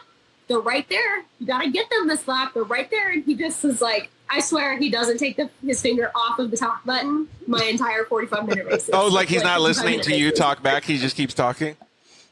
Oh, there's been times where I've accidentally, yanked my radio. And I didn't want to go and say it, but Because it's that's one of my favorite stories is when she accidentally has the radio come unplugged. Oops. Oh yes. What happens in the stands when you're on the spotter stand and Rod does or doesn't know that she's pulls the cord out?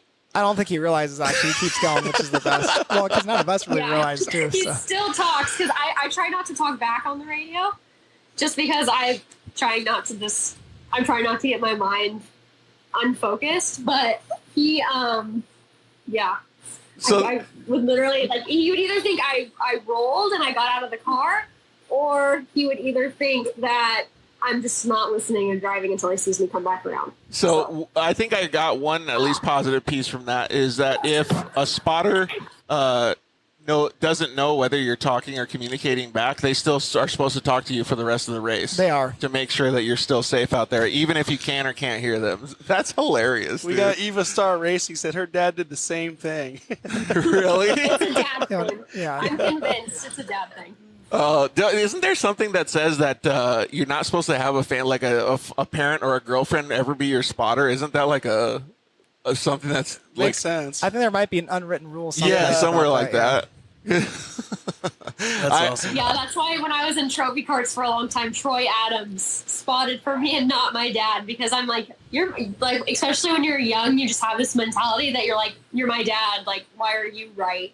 And it's just so different. I don't know how to explain it. That's hilarious. I got a funny. I've seen it and it's fun as kids. Yeah, totally, and adults too, like husband and wife teams and stuff. I remember my girlfriend at the time was spotting for me at Lake Elsinore, and it was the only time she ever spotted for me. Thank goodness. But the only thing I heard ever on the radio was not like "go go go," it's green, nothing like that. It was like, "Oh my God, watch out! Stop! Slow down!" Like, and I I was would have like, just boom, unplugged it, dude. and I get back and I go, "How was the race for you?" And she goes, "It was so frustrating. I didn't know what to do." That's awesome. I could just see Rod doing that, but the way that he covers it up is by telling Shelby to get going. Oh yeah. No, it's a lot of fun to watch. Oh, that's hilarious. Well, thanks for joining us, Shelby. We really appreciate it. Yeah, no problem. I'm glad to come on with you guys, like I said, and I appreciate the time. Well, hopefully we'll be able to talk soon and get some of your marketing partners on the show as well. Yeah, for sure. Hey, I'm going to do a shameless plug again. So we got this motorsports marketing and sponsorship book. We're giving it away. So go to thedirtlifeshow.com/meet the sponsors or click on meet the sponsors, and you can sign up for Alex's course at meetthesponsors.com, and you could potentially win that book. So I think it's a good book. Oh, sweet. Yeah, I've actually seen that for the past few years, and I've always told myself, man, I need to get this. Man, I need to read this book. But that's my sign. It's time. Yeah, I it is. need to just do it. He's doing like these really cool courses at meetthesponsors.com. Every Tuesday he has a webinar or a workshop where he does, like last week, I think, or the week before, it was mechanics. And they tell you all of the things that they want to hear from potential new partners. Like, so if you're on a race team, you just watch that and you know exactly what kind of deck you need to provide to that company. Yeah. Shelby, And how that's about we super important. both read it to keep ourselves accountable on it? Yeah, there we go. And we it's got we go chapter by chapter and then evaluate at the end of each chapter. like a Yes. like a study session. Oh, Yeah, look, book club. there's even mod cart guys right here. I don't know who those guys are, but it's even got mod cart girl. Is Shelby in there or no? McMullen. Mullen. Dude, Oh, there's that's old. dude. That's cool though. Fast kids, man. Well, like I said, thanks so much, Shelby. Really appreciate it. Ancho soon. Ancho soon. Let's do it. All right, we'll see you later. Thank you That so was a good much. one. Great meeting you. Shelby, tell everybody I said hi. Guys. Bye. All right. Sounds good. Bye. It's so fun always talking with her, man. She's really just a breath of fresh air, right? Oh, completely. Even before I met them, I remember at the track, everybody knows Shelby, and she's always like on the works races. You know how you do those land rush starts, and it's row after row. Yep. She's chatting with everybody and gets in her car maybe 30 seconds before it's time to go off. I don't know how she has the timing figured out on that. Just to make sure she's hanging out with everybody Yeah. and being a good person. Man, I think we're getting spam comments now. I don't That's know what okay. it is. It's more engagement. Yeah, exactly. Pumping you up in the algorithm, baby. Getting our social media going. So, like I said, the camaraderie in those stories are really, really important and really, really just fundamental, I think, in the whole racing environment.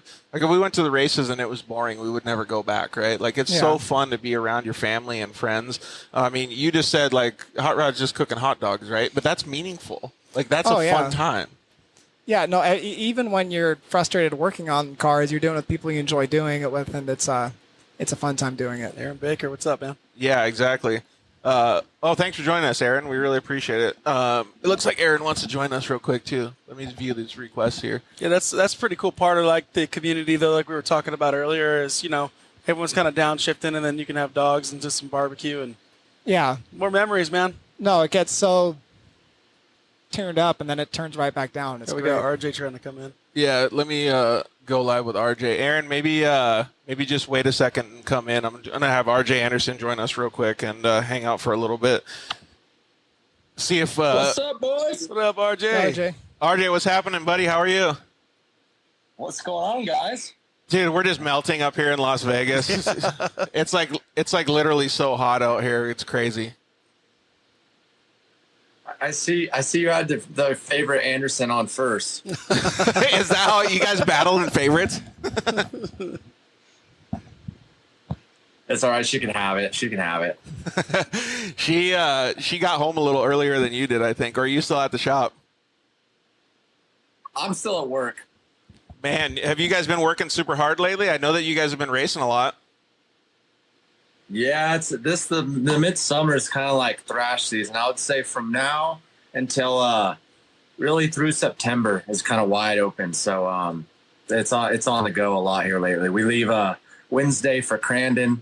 Then we got 4th of July the weekend after. We get to come home for that, and then we race in ERX the weekend after that. Texas the weekend after that. 1 weekend off, and we're going to Sturgis for a race out there. So it's kind of wide open right now. Dude, that is kind of crazy. And so which of those races are you going to go to, James? I'm going to be at Crandon and ERX. So both of those. When's the Crandon race? The spring one's this weekend. Oh, so when do you leave? Thursday. Oh, shit, really? Yeah. When do you guys leave, RJ, or did the truck already leave? My semi's in Kansas right now. Oh, really? Yeah. So we fly out Wednesday. Holy cow, man. Dude, so you guys are really in the freaking meat of it right now then. Oh, yeah.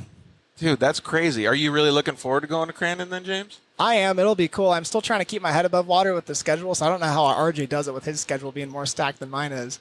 Yeah, that is pretty crazy. RJ keeps it light, though. So the Crandolina wine mixer last year, do you think James is going to enjoy that this year?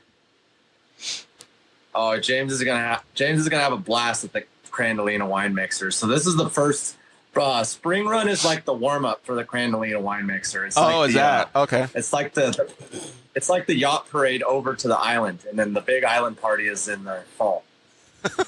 Is this anything like the season closing banquet from last year that we missed out on? And Lucas? Yeah, it's a lot. It's a lot like that, except for a little bit crazier.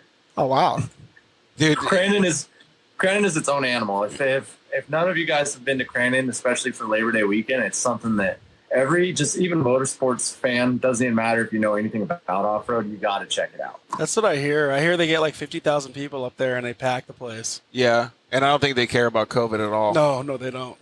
No. They're there to see some racing, baby. That's what it's all about. So I want to go to the one in September, that's for sure. That's the Crandolina wine mixer event, though, right? That's the full bore Crandolina wine mixer. It's the World Cup weekend. It's their big show. I think they get around 30,000 fans out there for that one, all most of them all camping. They had Kid Rock 2 years ago. No way! No, it's legit, dude. It's nuts. Yeah. Kid Rock? They don't play around. You know Kid Rock, he's like $100,000 or $1 million or something I for a bet. show. Like, he's like insane. I believe it. Dude, they're rolling out the red carpet. Yeah. Yeah, it's a huge deal out there. Hey, I don't know if you know who else is a huge deal out there, but that guy's won it a couple times. Just a couple. Yeah, I used to work for K&N and stuff, and I would be doing the posts and stuff. I've done some work with RJ a couple times at the shop. Oh, Killer, right on. dude. Killer on the freaking content and all that. Good to see you again, buddy. So RJ, over here to my left is Rob McLogan. I don't know if you remember him or not. Yeah, my good buddy Derek McCauley's a good buddy of his too. So. Oh, right on. Yeah. SoCal dudes. Yeah, K&N's actually right like a mile from my race shop, so we do a lot with them guys. So Speed MJ said, "What's COVID?" With the middle finger. That's hilarious. 100%. Hey, so we asked, what'd you call her? The best Anderson? We asked Shelby what the coolest Anderson. We asked her if she had any funny stories about James. So we're gonna ask you the same question. Do you have any funny stories that you can remember off the top of your head?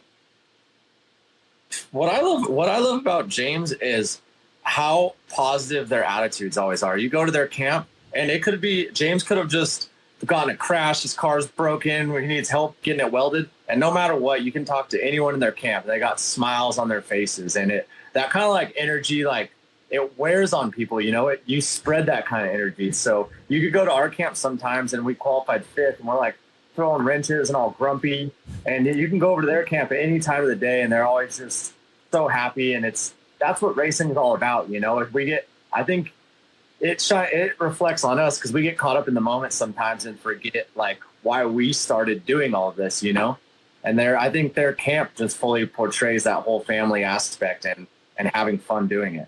Yeah, I couldn't agree more, man. And that's one of the reasons that I like spending so much time with James when I see him at the races, is because that is the vibe. I just love it over there too. So, do you remember the first time you ever met RJ? I know you remember the first time you met Shelby. Yeah, I remember with RJ. I'm trying to think because I know we've always just kind of stumbled across each other over the years. But when we all started racing Lucas together, I remember again bringing it back to Shelby and Hot Rod. They're like, "Hey, come park next to us," and then. Was RJ Pro Light at that time? I think RJ was Pro 2 and Pro 4, and were you doing all 3 trucks? Whoa! Or were you just doing just 2 of them at that time, like 2017? Yeah, I was doing 2 at that time. It was Pro 2 and Pro 4. That was my first year doing both Pro 2 and Pro 4. Yeah, 2017. I remember like we're out there just trying to figure out what way's up and just how this whole thing goes, see if it's something that we still want to do, and them and their whole family was super just welcoming, and we all just clicked and got along and had a good time having dinner together and everything, and just ended up making a habit of it. Were you just like, dude, I would love to drive one of those trucks?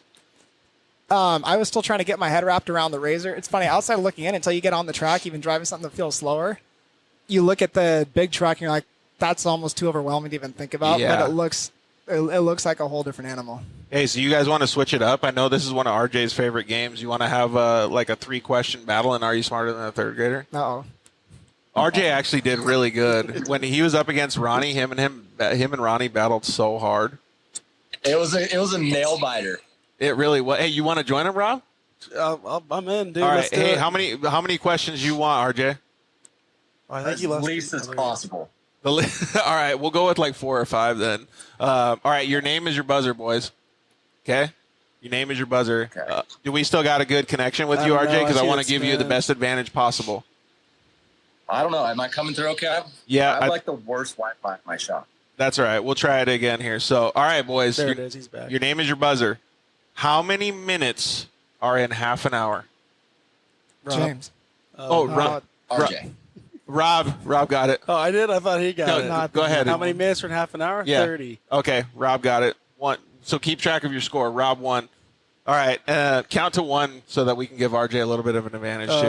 okay. If it's 5:30 when you leave for the store, and it's 6:15 when you get there, how long did it take you to get to the store? James. All right, James. 45 minutes. 45 minutes. That's pretty good. All right, RJ, they got the whole shot on you. You're going to have to get them in the first or second corner here. I know. I think I got some lag too. This isn't helping me out. All right, I'll count to 1,000 afterwards, and then you guys, and then RJ can just answer. So, okay, what is 25 times 3? 1,000. Rob. RJ. Yeah, did he get the lag? Let's give it to RJ this time. For sure. All right, go. I'll admit, I was pretty quick on the first two, but I was a little slow on that one. What is 25 times 3? 75. Got it, dude. All right, you guys are tied up. So we got one question left for the tiebreaker. So this is for all the marbles. We're gonna give RJ 2 seconds here. Ooh, this one's actually a really good one. Final countdown. The person in a novel who tells a story from a third-person perspective is called what? 1,000, 2,000. Rob.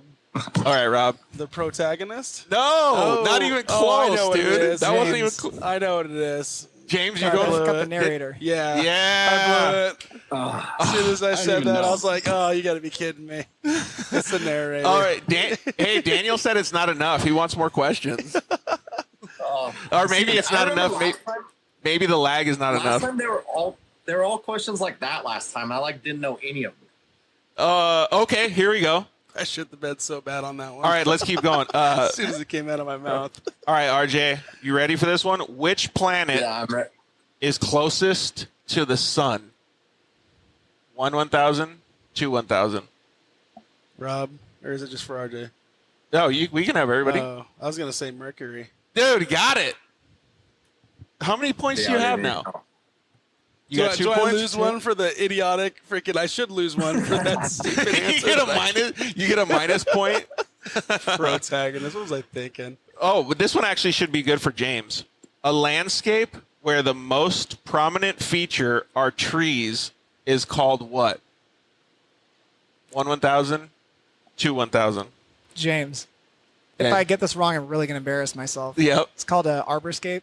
Oh, that's a way more technical answer than the third grade Forest? question. Yeah, Rob, you got it. No, but Okay. Arborscape's more legit. I thought you were That's talking more about, like, scientific. landscape. that's I kind of made. feel like we should give you 2 points for the arborscape sure. answer, dude. That was gnarly. Yeah, that's a treescape, forest, same meaning. Yeah, for An sure. arborscape. Hey, That was legit. do you want to have an arborscape over at the shop? I think we could know a guy that could do it for you. To be honest, that might not even be true. Protagonist, Arborscape. Where's Bob Ross when we You need guys him, are dude? Just speaking get the Spanish. They're like 8th grade questions. We're over here in 3rd grade right here, buddy. Yeah. All right. I don't think they taught this in Riverside. We'll give RJ one for the comeback. What resource covers most of the Earth? RJ, you get the first dibs on that answer. Water. Nailed it, dude. Nailed it. Schenkelberg said it's a stripper's name. Forest. Oh, Is that what my I was God. thinking? No, I think it's Arborscape. Arborscape? I think that's the stripper's name. She's a nice lady. Arborscape. She's so awesome. Next on stage, Arborscape. To the main stage. Dude, for real. This show is turning into a shit show, man. We got to quit the 3rd grader questions. Time for the big boy stuff. Hey, so being a multi-time Crandon champion, what's the advice that you can give over here to our buddy James, since it's going to be his first time going over there? Crandon's a lot to take in. Honestly, it took me a few years to get my hold on that track, just because one of the tough parts coming from the West Coast, we race guys that are out there testing year round, and that's where they go to practice. You know, we have Glen Helen, that's where we test, that's where we tune. They have Crandon, that's their jam. So it took me years and years of bad mistakes before I started making the proper ones. So the best advice I could give is to take your time and not rush it, because it's a big track, it's a fast track, and mistakes bite you really bad there. Yeah, I guess because you're going at such a higher rate of speed, right? That's true. And it Yeah, looks so open and flowy. Yeah, but what if you catch Yeah, a rut at that going that you're fast? done. Yeah. I think I've made the highlight reel the first 3 times I went there, unfortunately. Not for winning.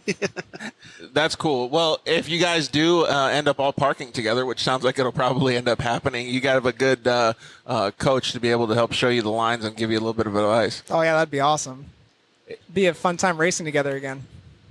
Yeah, the hard part about Crandon, and I don't even want to jinx it, but I think this is the 3rd time I've been to Spring Crandon, and I've never been there without seeing a tremendous amount of rain come down. Oh, I hate that. So we saw a little rain in the forecast. I thought it was going to be a little Vegas shower.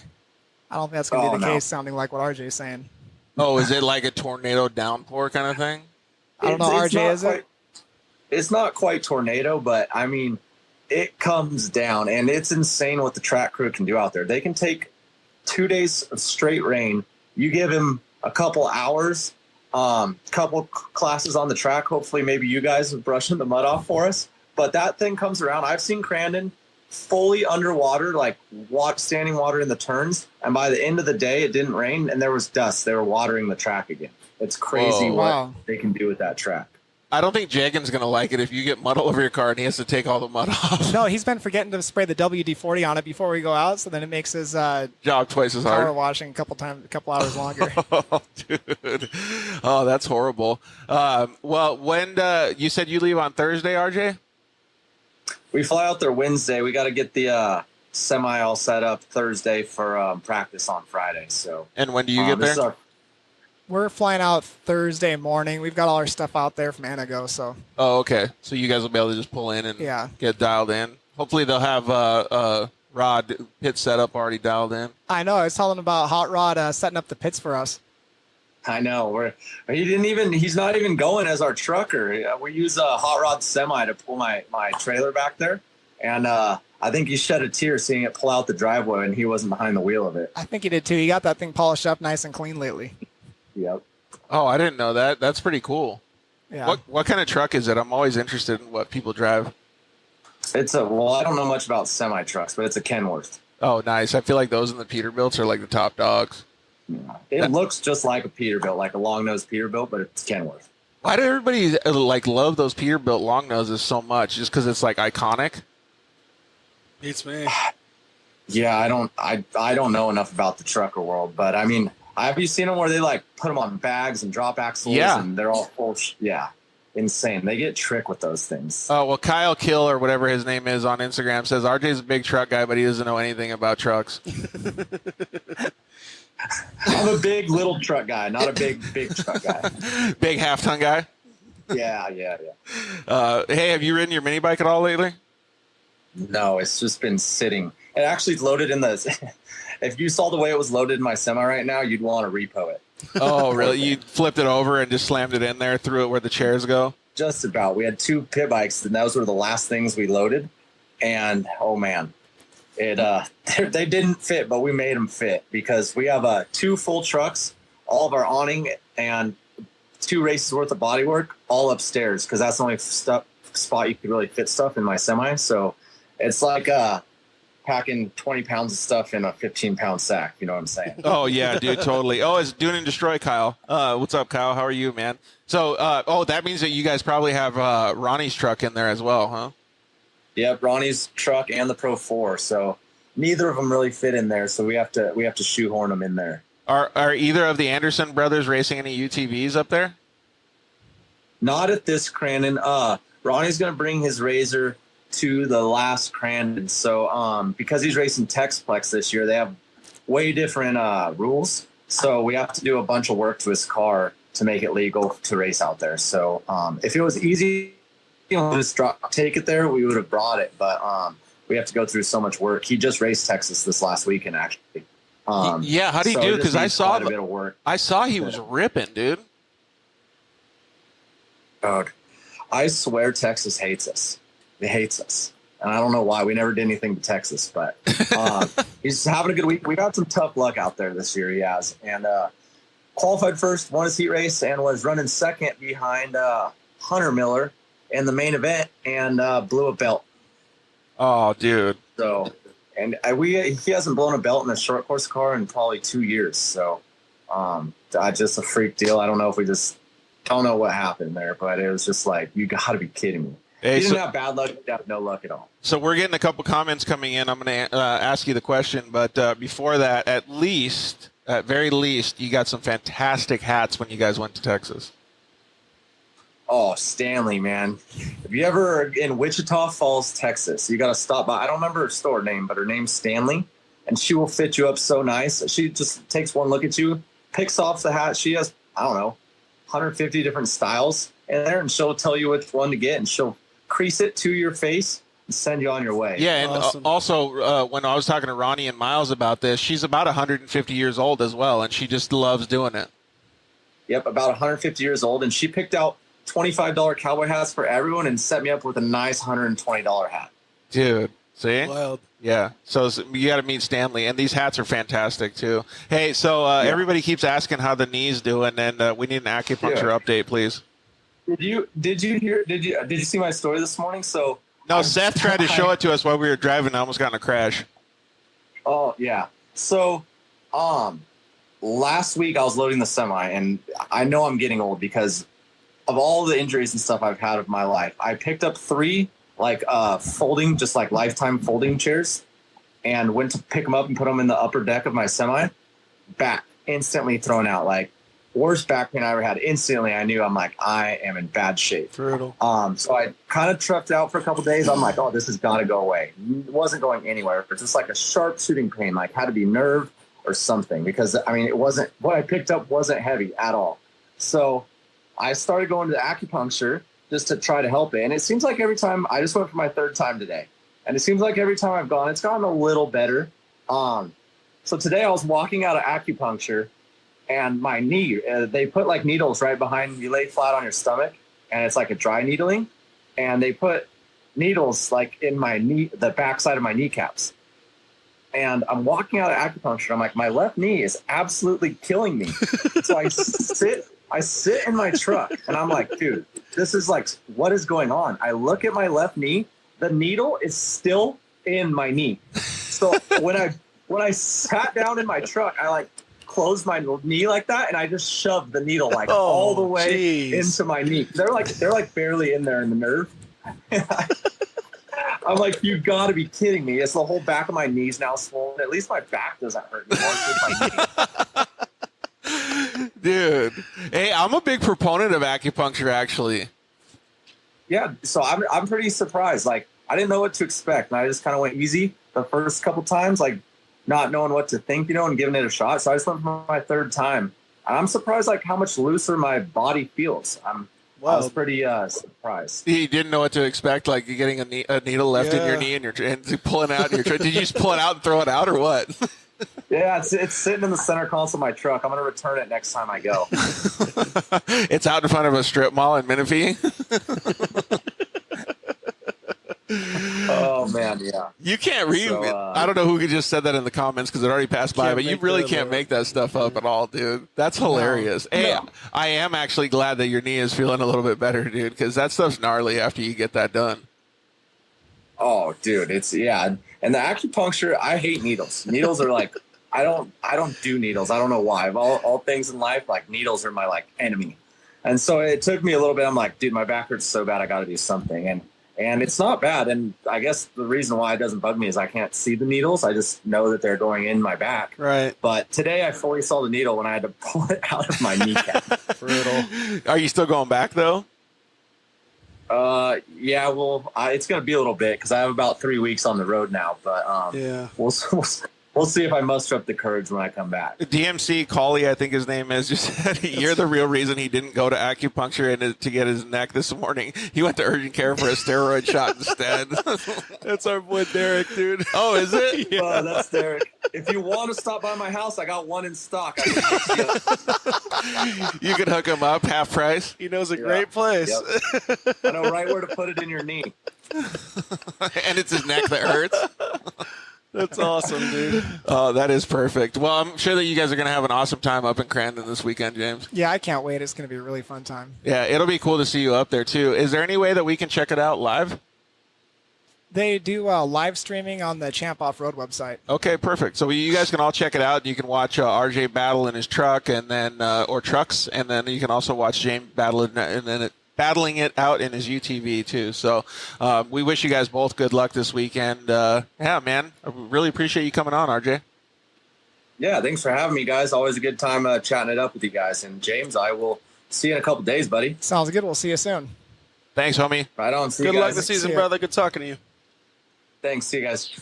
Man, I feel bad for his knee. That's brutal. Oh, that's gotta hurt. That's like a nightmare horror story, dude. Like, that's terrible. That is pretty crazy. Punches it right into his knee. Oh, straight mean- to the back it sounded like too. Well, I've actually had a needle left in me leaving acupuncture too, but I didn't walk out all the way. I knew it was there, so I just pulled it out myself and threw it in the trash before I took off. So that's pretty crazy. Steroid shot might have been better for RJ this morning. Hopefully he goes back and gets a little bit better treatment. Did you ever have any treatment like that after your spinal cord injury? At Craig Hospital that I was at, they had an acupuncturist come in a couple times if you wanted it. And I did it twice, and it was... I didn't end up learning too much about it, but one thing I do remember, I don't know what it was, I don't know if you've had the same experience. They put a needle like right in between like your eyebrows. Yep. And that put me to sleep like I just had 100 sleeping pills. Really? Wild. Yeah, it was and then I figured if it worked that good on just that, it's obviously doing something. Yeah, it's crazy. Like the acupuncture that I went through, like right as I came back from my injury, was they did acupuncture everywhere, and I remember it was like in my neck, and the first time I went in there, I probably had 50 needles or 100 needles in me. Like had them everywhere, ears, face, everything. And I remember thinking to myself, like, I've never done LSD, but this has got to be the closest thing ever because it released so many endorphins in me. I swear to God, I saw the brightest colors I've ever seen in my life just sitting there in the little acupuncture room because all of the nerves, endorphins, and all this stuff just came out of my body. And then, like, when I left, I felt the most calmest, like, most chill I've ever felt in my life. I've never felt anything like that before. It was crazy. But that's the only time I've ever felt that. Every other time I've been to acupuncture, it's just been the relief of the local area. And that's interesting. It was really crazy. I think she just went ham on me the first time or something. Like, just maybe she wanted me to, like, freak out or something. Who knows? Yeah, she knew you were first time, or she saw you come in and said, "Oh, I got this guy." But I'm a huge proponent of that alternative medicine, no matter what it is. So I really, really like that stuff. So when RJ said he was doing it, I mean, even though he had a bad experience today, I really strongly suggest that he go back because I think it'll help him. Yeah, probably. No, I think it's good to try a little bit of everything. Yeah, exactly. So, and yeah, that was pretty awesome. Thanks to RJ for joining us. He's been so pissed. Yeah, no kidding. That would have too. So, what are you looking forward to the most? You've done so much work, James, with your car, your setup, your version 1900 of the setup that you have. Going to Crandon, what are you looking forward to the most when you get on the track? Like, what are going to be some of the things? Like, are you just going to be like, you know what? I don't even have to worry about the car now. I can focus on driving. Yeah, I feel like at this point, especially, it's kind of nice sending everything back to the Midwest about a month ago, and I'm not seeing it until after Labor Day. So it's kind of nice that we don't really have to worry about the car except for when we're there. And I think being a little bit older now, you can really just go and appreciate the experience for what it is. And it feels like I've done all the work that it can do now, and even on the driving, I've done all the driving work I can do to make my driving better. And at this point, it's just go and enjoy how good the car is right now, and enjoy the skills that I have right now, and take a couple notes after the fact, but just race to the best of what's available to me right now, and then come back and regroup. Well, like you said, or like we said before, like you're always looking to get better and make things better, but it really is going to be super cool when you're able to actually just use the car and drive it. Because you've gotten that a couple times, but it hasn't been very frequent, right? Yeah, I'd say middle of last year, once I was finally able to get my brakes working good. And I'm sure you've seen the pictures that the Razor brakes that Chuck's built for Miles and sells to a lot of the racers. Once I put those on my car, I was able to actually get the wheels to lock up versus having it slowly drag and running into the car in front of me. Yep. And being able to steer a car and also stop a car when I want has finally given me a car that does what I want it to do, so I can go out and enjoy it versus always having in the back of my mind how I need to manipulate my driving around a car that's not working all that well. Yeah, absolutely. And so to talk about a couple different things about the car, because I have a couple more questions I want to ask you, but maybe you could give us a little bit of an understanding of the car that's in the background. So this car was built for you, but it was built to do what type of racing? So that's my Turbo S, and I bought it probably 2 years ago. I ordered it from Polaris, and the whole plan was to basically build a practice car that if I wanted to race the Turbo class, I can. But mostly I wanted to have a car that was that much faster than my race car to make my race just not feel as intense. And those Turbo S's are just bulletproof. So I wanted something I didn't have to maintain as much when I drove it. And that's kind of turned into a little bit of a Swiss Army knife for us. I've got the long travel regular setup with the big tires on it for when I go out to the desert. I've got a short track setup, and what you're looking at right now, it's a pavement setup, and there's a track out just outside of Vegas called Speed Vegas, and they have a membership program. You could go and get a membership there, and then you could bring out your car. So like there's guys bringing Corvettes and everything all the time. And instead of me building another car to try to learn more car control, we decided, hey, let's see if we could just lower this car on the ground, put some street tires on it, and see it looks if that so aggressive. works. It's cool. It's cool, and it's actually a ton of fun. It's been putting faster times, except for like the long straightaway, faster than the Corvettes and the Porsches out there. So everyone's Really? like, "What That's is nuts. this thing?" And it's tricky to drive because it's so twitchy with the amount of grip it has.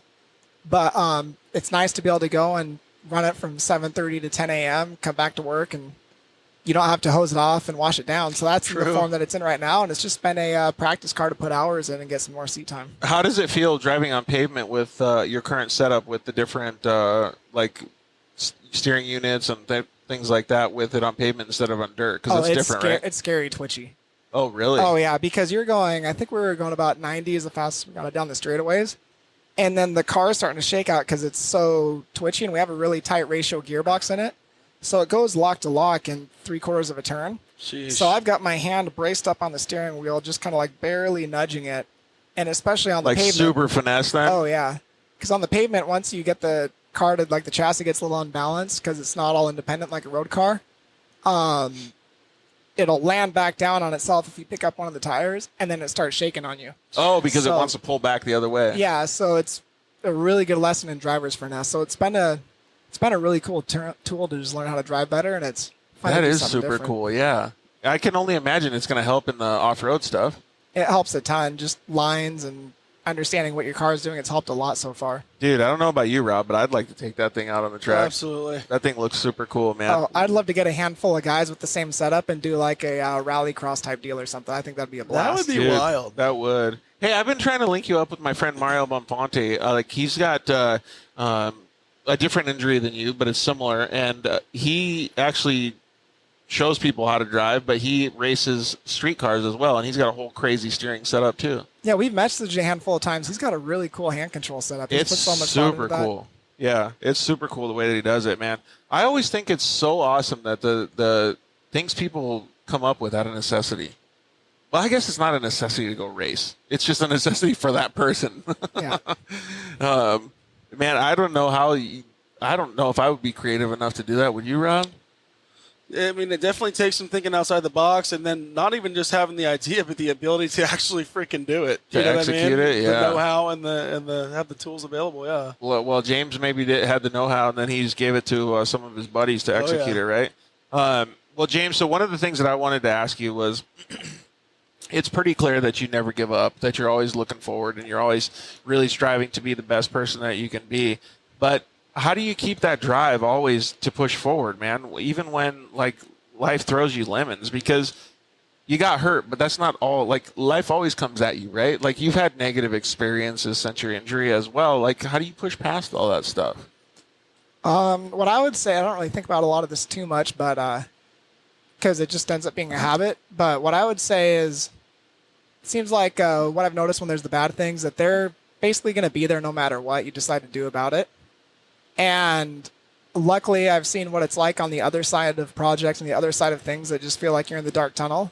And I know I was talking to a friend of mine about this on Saturday that's having a little bit of an issue with some things right now. And I think just remembering after being through it a handful of times that when you're in the middle of it, it seems like there's no way out. But then you know how good it feels like when all that's memory behind you. And I think I've had enough experiences to feel the both. So even when I was younger, learning on the motorcycle throughout the injury, I know what it's, or even like building a car late night at the shop, and then a month later it actually works. I know what the end of that struggle ends up feeling like. So then it's a little easier to go through it, just remembering what that's, what that could turn into. So you always look that far forward, like you see the light at the end of the tunnel, and make sure that you're focusing on that instead of focusing on the immediate negatives. Yeah, just making sure that I'm doing what I could do to make that turn out in a way that I'll be happy about. Yeah, and no matter what it is, probably, even if you're in a long line at the grocery store, I guess, right? Mm-hmm. Man, don't you think it would be cool if all of us thought like that, Rob? Yeah, I mean, I've come across people and stuff, and I just wish they could see their potential and just get that drive, man. Like once you taste that victory and you have that vision of what's coming, it's just, or what something could be, and seeing that potential through. You know, we all want the best. I mean, I'm assuming you guys are great dudes, so we all want the best for the people in our lives. Whatever, yeah, whatever it is. I just wish that, but you can't make the decision for somebody. They've got to have that drive and that grit, and that doesn't come to everybody. That is a fantastic way to put it. Like, they do have to have that drive and that grit, and it's really hard to have that drive all the time. You know what I mean? Like, especially when you get a late 2 a.m. work sesh going on the next day, you're like, fuck, I just want to sleep. But oh yeah. That's crazy, man. It's cool that you do have that, though. Like, do you get a lot of that, the support from your family? Does that give you drive, too?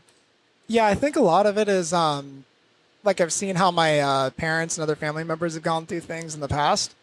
And I'd say that's why a lot of it hasn't been too much of a decision for me, because I've seen just kind of from their example how they've done it. Right. So I just assume that that's how you go through something difficult.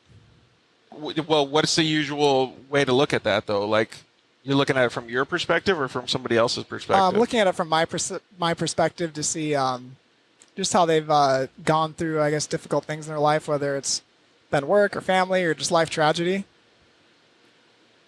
It seemed to just give me a good example of how that could go versus me having to fully figure it out on my own. Yeah, and you look at different things. Like, social media is a good platform for seeing these kinds of things, because there's a lot of positivity that comes from it, too. There's a bunch of junk, of course. But when I look at, like, your social media and stuff like that, I just get a smile on my face every time, dude. It's super cool. Oh, thanks. Well, we were going to invite Aaron Baker to come on and see... there we go. Look at Molly Power Sports says Diesel Power. Diesel Power, baby. That's an inside joke. So thank you very much, Look at Molly. I think it's probably Jason Hess over there. Look at Molly throwing a shout out to you, Rob. So I take so much value in understanding human traits like what you have, dude. Like, just being the person that you are and pushing forward is so phenomenal. Like, it's actually getting me a little emotional just thinking about it. But I'm so stoked for you to be able to do the things that you do, that you love, and have all the support to be able to continue on doing those things. So, like I said before, you do have a really loving and supportive family, and that is really common in motorsports, especially off-road as a whole. And it looks like all those people kind of gravitate to be around you on a normal basis. No, it's really cool. It's I think what I've noticed is when I first went out, I mean, there's people that I've become what feels like lifelong friends with in the course of a couple weekends. Right. And I think what it is, and I've noticed with a lot of them, they're all people that just, if they need to, they'll just put their head down and make something happen. And I think we all see it in each other, and we're able to just, it bonds us almost before we notice that it bonds us. Like-mindedness, I guess you could say, huh? Well, that's what I was going to ask, is where do you, like, you can have all this inspiration, you can see the light of the tunnel, but at the end of the day, comes down to discipline. And like I was going to be like, man, where do you get that discipline to just keep doing it over and over and over? But that's awesome, dude. Yeah. I think with that, it's just working in construction. You need to get up at 5:30 and just show up and go, and you don't really have a choice. And then if you get up that early, I feel like good things will happen if you just stay busy. Jagan just he said he's got to take off. Thanks for tuning in, Jagan. We really appreciate it.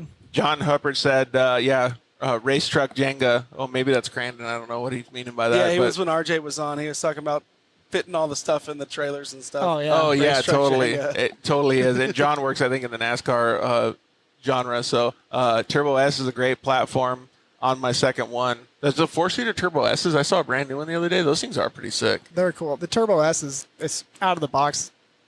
It feels like you're buying a 450. They're just a great car. Really? There you go. That's a good way to put it. Awesome. George, come to Oregon? Oh, yeah. I definitely want to go up there to Oregon. I don't think I'll be able to make it this time, but I'm going to go to the second comment. Drop them out. We were talking about dropping them out earlier. I think I am going to go to the one down, the UTV takeover down in Utah, though. I think that'll be a pretty fun event to go to. And plus, it's a little bit more my time frame. And maybe I'll drop them out for you when I get there. There you go. All right, so what's in the future for you, James? Like, maybe give us a little bit of a immediate future and then like a 2022 future. I'd say throughout the rest of the year, immediate future, it's figure out how to do this travel schedule and just enjoy the experience of doing the Midwest races. and while making sure to make sure work's going good and that's not getting left too much on the back burner. Right. 2022, I'm curious what a lot of the race series end up doing, if gas ends up having a couple more rounds or just what ends up happening on the West Coast, because it's a lot of travel doing the Midwest. I would do it again, but it's kind of nice driving 3 hours instead of flying across the country. Big time. So a lot of it depends on what the race schedules end up looking like, and just right now, anybody that works in construction knows that it's busier than ever. So It's crazy because trying to stay on top of that. stuff is so much money and construction is still that busy. It's freaking, it's bitching though. All right, before we get into our rapid fire Q&A, well, actually, we'll have both of you guys do the rapid fire Q&A, but I saw this on another podcast, the Whiskey Throttle Show, and it was pretty meaningful to me when they asked this question. When you're all done doing all this racing stuff and it's further down the road in your life, what do you want to be remembered for? I say the racing's kind of the racing. It just is what it is, and you have good experiences with people. Same with work. Like there's accomplishments that happen there, but it's not really. It's things that come and go. So I'd say. Yeah, it's like you're changing the world racing a car. Yeah. I'd say just being a good friend with those people close around me. If they could look back on my life and think that's something I'd probably be more happy about than anything. Yeah, I think so too. Just being a good person overall and just making sure that you're treating human beings in general good.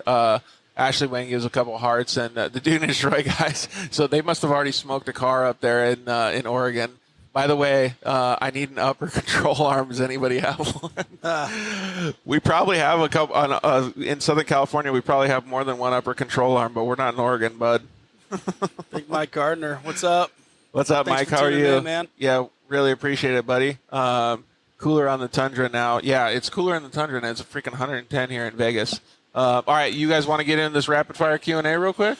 You gonna do him first then me, or just one at a time per question, or? How about I ask both of you guys, and you have to answer as well? Okay. Is that cool? Yeah. Let's let James answer first. You can go second. Is that cool? Have you answered most of these before in your other show? I think it was different I did a questions. handful of rapid fires with you, so you might have some new ones in there. Okay. Well, we'll see what it is anyway. So, all right. First question is, James, you go first. Hard shell or soft shell tacos? Soft.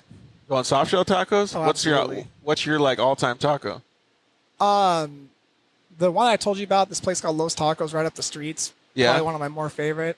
What kind of meat is it? There's a carne asada one that's really good, and there's Al Pastor that's really good. Ooh, that does sound pretty good. But I'd say you still can't beat one of the random street tacos in Ensenada. Dude. I tell you what. I've only been to Rosarito, but it's not too far north. I can tell you they're good there.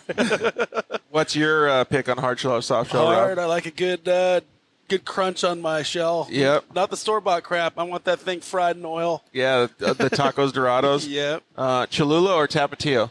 Tapatio. You going Tapatio? Same, hands down. Tapatio, got it. Oh, well, here we go. Chicken or carne asada? Carne asada for sure. All day? I'd say asada too. Dude, I've been on a chicken kick lately. I usually get one of each, dude. Because really? If the chicken's bomb, it's killer. So I was telling my family this. Yesterday I wanted to get, for some reason I was just in a shredded chicken mood. So I was going to make my own burrito. I think I told you guys this morning as I come up. I want shredded chicken, guacamole, potatoes or french fries, whatever it is, a whole grip load of cheese, and then maybe some vegetables thrown in there too. I feel like that would be jalapenos in there. That'd be good. Oh, yeah. Those would kill me on the way out. I couldn't do it. Dunes or the river? Ooh, I'd say the river. You're going river? Oh, yeah, just because it's hot as shit here, huh? Yeah, the water sounds nice. I'd say both, but I mean, if I had to pick, I don't know, the dunes, just scratch that motorsports itch, full throttle stuff, you know. You're just going to wait till it's a little cooler out, though. Oh, definitely. Three-wheeler or quad? Oh, I think you did answer this one. Yeah. What is it this time? I missed the three-wheeler, so it'd be quad for me. Yeah, so you're going quad too, Rob? Yeah. Barsha, or no, I'm not going to pick Barsha or Roxon this time. Since it was so freaking duel of the death this weekend, Cincerillo or Tomac? I'd say Tomac. He's just like a machine. Dude, I'm not going to spoil. I'm not even going to say anything else. So, what about you, Rob? Adam, for sure. You're going Adam? When I worked for Monster, he and Malcolm Stewart were the two nicest guys ever, dude. Like, meeting those two guys. Yeah, super good. Genuinely cool dudes. Oh, that's weird. Dune and Destroy would pick Dunes to go to the Dunes. Yeah, shocker. Pizza rolls or jalapeno poppers? Do the jalapenos. I changed that one up on you. You did. What are you going with, Rob? Poppers. Poppers all day. Coffee or tea? Ooh, I'd do a coffee. What kind? Just anything. Just no cream, no sugar. Oh, you're not all bougie like Maddie Wedeking, Starbucks, and all this No. other extra. What about you, just Rob? a little bit. That's it. Coffee with just a little vanilla creamer. Nice. Favorite soda? Honestly, just like a sparkling water. Just like That's what you're going with? Yeah, the Tapatios, or not Tapatio, the Topo Chico. Yeah, they were drinking those in Mexico. It's so bubbly it'll make you sneeze every time you open the bottle. Really? Sounds Yeah, it's awesome. good, I gotta yeah. try that. Yeah, they were drinking them down there. Yeah? I didn't take I've a sip never of heard them. of it. I It's had like a a Mexican sparkling water. It's good. yeah. I had a LaCroix, and I felt so bougie. I was like, dude, Yeah. full steel pinky, and I was Yeah. like, yep, I've made it. I've made it. LaCroix's in Mexico, baby. If you could have any superpower, what would it be? I'll let Rob go first. And Teleportation, to be able to go anywhere I wanted at any time. There's would been a be- few people that have answered that way. Have you seen the movie Jumper?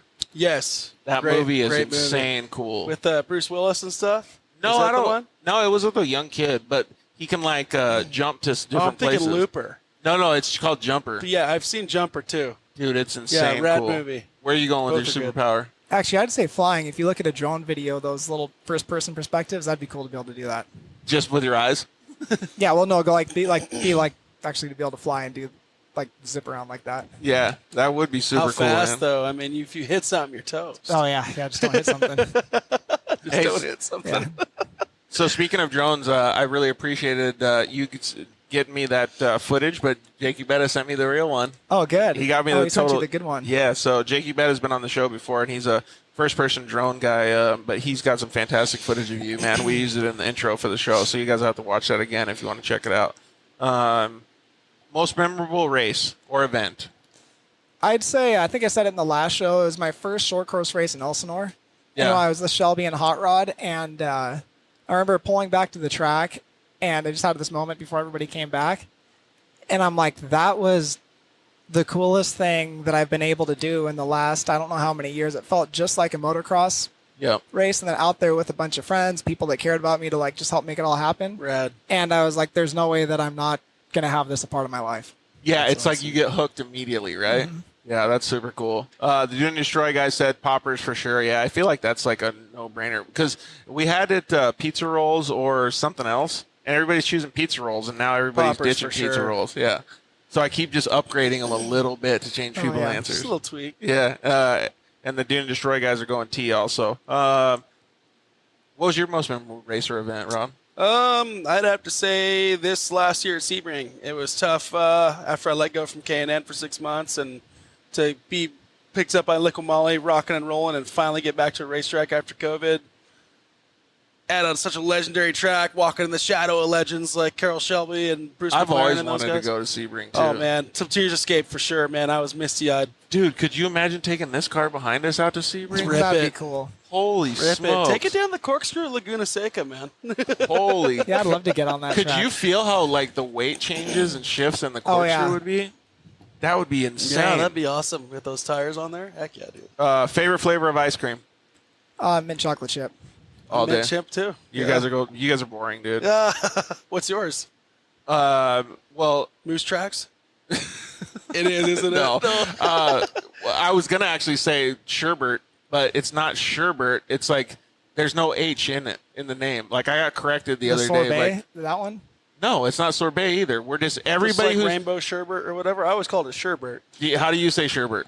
No, there's sherbet, and then I think is the sorbet. It's one I Right. always see like on the strip. Okay, you're totally right about the sorbet thing because that's just like ice or whatever. Like the, but sherbet is the wrong way to say it. I got schooled on this so hard the other day. Like they nailed me to the floor with Who's this. the Karen that was nailing you on No, that? it wasn't a Karen. It was Caden Danbury, and he was totally right because he had proof for it, and he showed me it. And I was like, dude, so every single one of me, my friends, my family has been saying this wrong their whole life. So Forever. not even joking. I'm not going to be the guy that schools you guys on it, but you guys are saying it wrong too, just like I was. He's So not going to school us, but he's going to Glad school we're all us. together in that. Caden totally owned me on it. So right. let's see here. Flavor ice. Dogs or cats? Dogs. Dogs. All day. My sister has cats though, so I should probably say cats. Netflix or YouTube? Netflix. Netflix. What are you watching on Netflix? I'm super Drive to boring. Survive? Well, no, that show's awesome. Yeah. They did a really good job. Did you Still watch that? haven't watched it yet. I'm stuck on Blacklist, dude. It's getting so deep right now. How far are you in the Blacklist? I Season thought 6, dude. It's getting juicy. it's that juicy. Dude, you got to watch Drive to Survive. What are you watching on have to. Netflix right now? I'm super boring, and Chloe's gonna make fun of me for this one over there. But I just watch history documentaries usually. Really? That's, no, They're that's like rad. those little animated, or not animated, like the You just dramatized parked right ones. up Rob's alley, though. Yeah, You watch the what? like those dramatized ones. They're super cheesy, but it like gives you a good like view of the story. Dude, absolutely. Like, especially like World War II and Vietnam stuff. Yeah, like, yeah, Did you yeah. ever watch Vietnam in HD? I didn't see that one yet. Phenomenal. Yeah. Dude, I'm gonna they put have that on some my killer list. documentaries. You guys are on definitely going to text message later. there. Oh, dude. absolutely. Yeah. Did you see Check this one? out. Heavy stuff. It's rad. All we're going to see is stories on your guys' Instagrams of just showing each other new cool Netflix to check out. Supercross or motocross? Supercross. I like the timing in it. Same. Yeah. When it's not the Triple Crown or whatever stupid setup, I like seeing all the racing. Yeah. With the If you heats guys and had all that. watched motocross on this last weekend, you would definitely not pick Supercross. You would have totally picked motocross. I'm still going to pump this event just so you go All home right. and don't watch a documentary and just watch Oh, motocross. good. That'll give me a good reason to watch something different. Yeah, exactly. Chloe's going to have to give you permission to watch it, though, huh? Oh, she'll be into it. What other form of racing would you like to try other than taking this thing to Sebring? I think if I was unlimited budget, able to have the wherewithal to pull it off, Indy, just because the performance, the history, everything to it, I think doing like IndyCar racing would be a cool thing to be able to do. That would be pretty cool. What would you pick, Rob? You know, I don't know. I mean, part of me would want to do like some like IMSA racing would be really bitching, but even just some UTV off-road, man. I'd really like to cut my teeth on that. It's one of these days, and We might know a guy who still does it. You could get some tips from. shoot, maybe, Yeah. yeah. Yeah, for sure. I might have if I find them. So I kind of changed my tune on this a little bit the other day. I was thinking DTM would be super cool to do. Oh yeah, Like I would love to get in a DTM car because I feel like that's like pretty close to F1, but it's like Okay. a little bit more. Well, not a little bit more affordable, but a little bit more street-esque. Gotcha. I think that'd be so fun. Tacos or burgers? tacos. That's tough, dude. But I think tacos, yeah, because there's too many places that are screwing up burgers. It's becoming a problem. It's a huge That problem. used to be my go-to. All my friends would be like, "Oh, we know Big Rob's getting the burger, baby, because we got to try them everywhere." But it's been bad lately. What's your favorite place to get a burger then? I mean, the best place I've ever had was this place called The Keg up in Inglewood, Washington. Really? Had a prime rib burger that was freaking phenomenal. Dude, But, that sounds gnarly. oh, it was killer. We used to have this place in Arizona called Monkey Burger. Oh, really? Blow your mind. That sounds tasty. What about you for hamburgers? Burgers at this actually of all places, this Mexican restaurant I went to the other day. They had a like a new Mexican green chili burger, Really? That which sounds is pretty really good. good. Yeah. Yeah, it's funny that Mexican restaurants actually do cook really good hamburgers. Hey, so you want to hear a funny story? So I did all those like little lifestyle videos down in Baja, and so this week I have to go do 2 taco reviews in San Diego. Oh yeah. Like, how funny is that? I thought that was pretty interesting that they were thinking that I was that hardcore. You're the guy, dude. Dude, I'm not the guy, but we'll see what happens. But I'll probably choke, and they'll be like, "Get out of here." Yeah. Chips and guacamole or French fries and ketchup? The chips and guac. All 100%, day. All day. Yep, all day.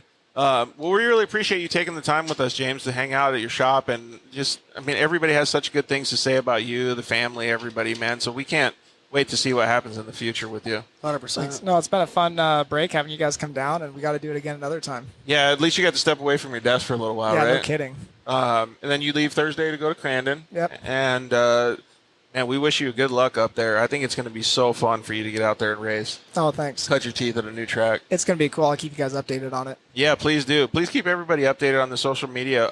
What's your social media tag, just in case everybody wants to follow you? It's j.jaramillo939. Oh, okay, cool. So they can look at you anytime on Instagram. Slide into his DMs, hang out, ask him questions on what you guys want to do. I know that there's a lot of people. Matt's Bar in Minneapolis, Juicy Lucy. Oh, so he's got the full hamburger over there. So if There you're you go. ever in Minneapolis, you know where to go.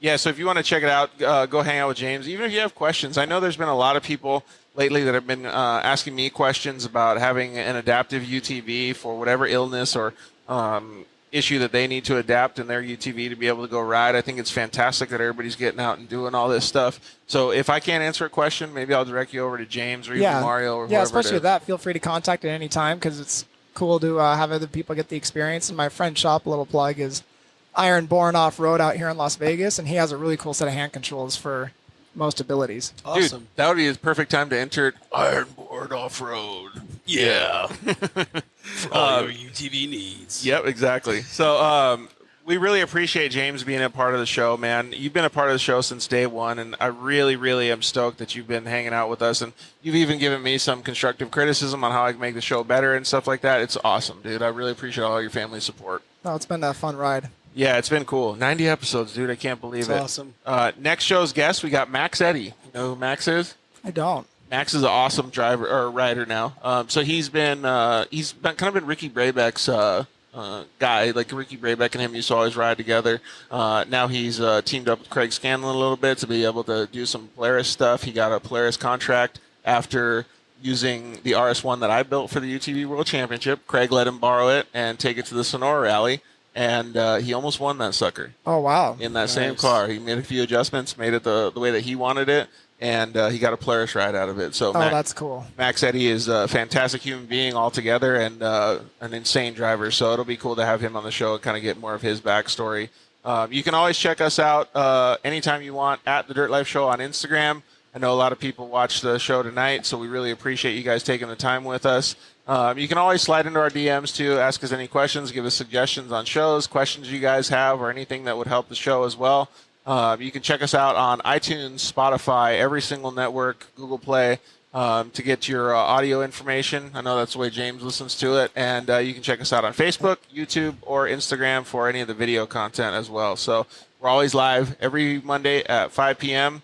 We might switch that up next month, but anyways. Oh, there you go. Yeah, so we really appreciate all you guys joining us. Thank you so much.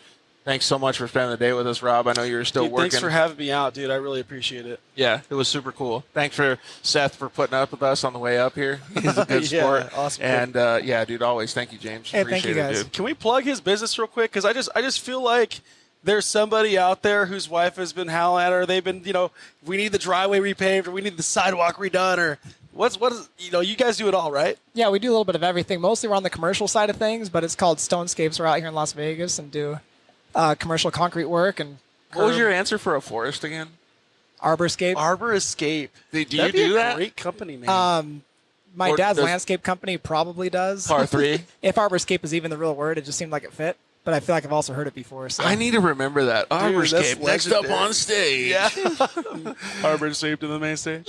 All right. Well, thank you guys very much for joining us. We really appreciate it. Thank you guys for living your dirt life with us. We love you. Good night. Thanks for listening to The Dirt Life Show.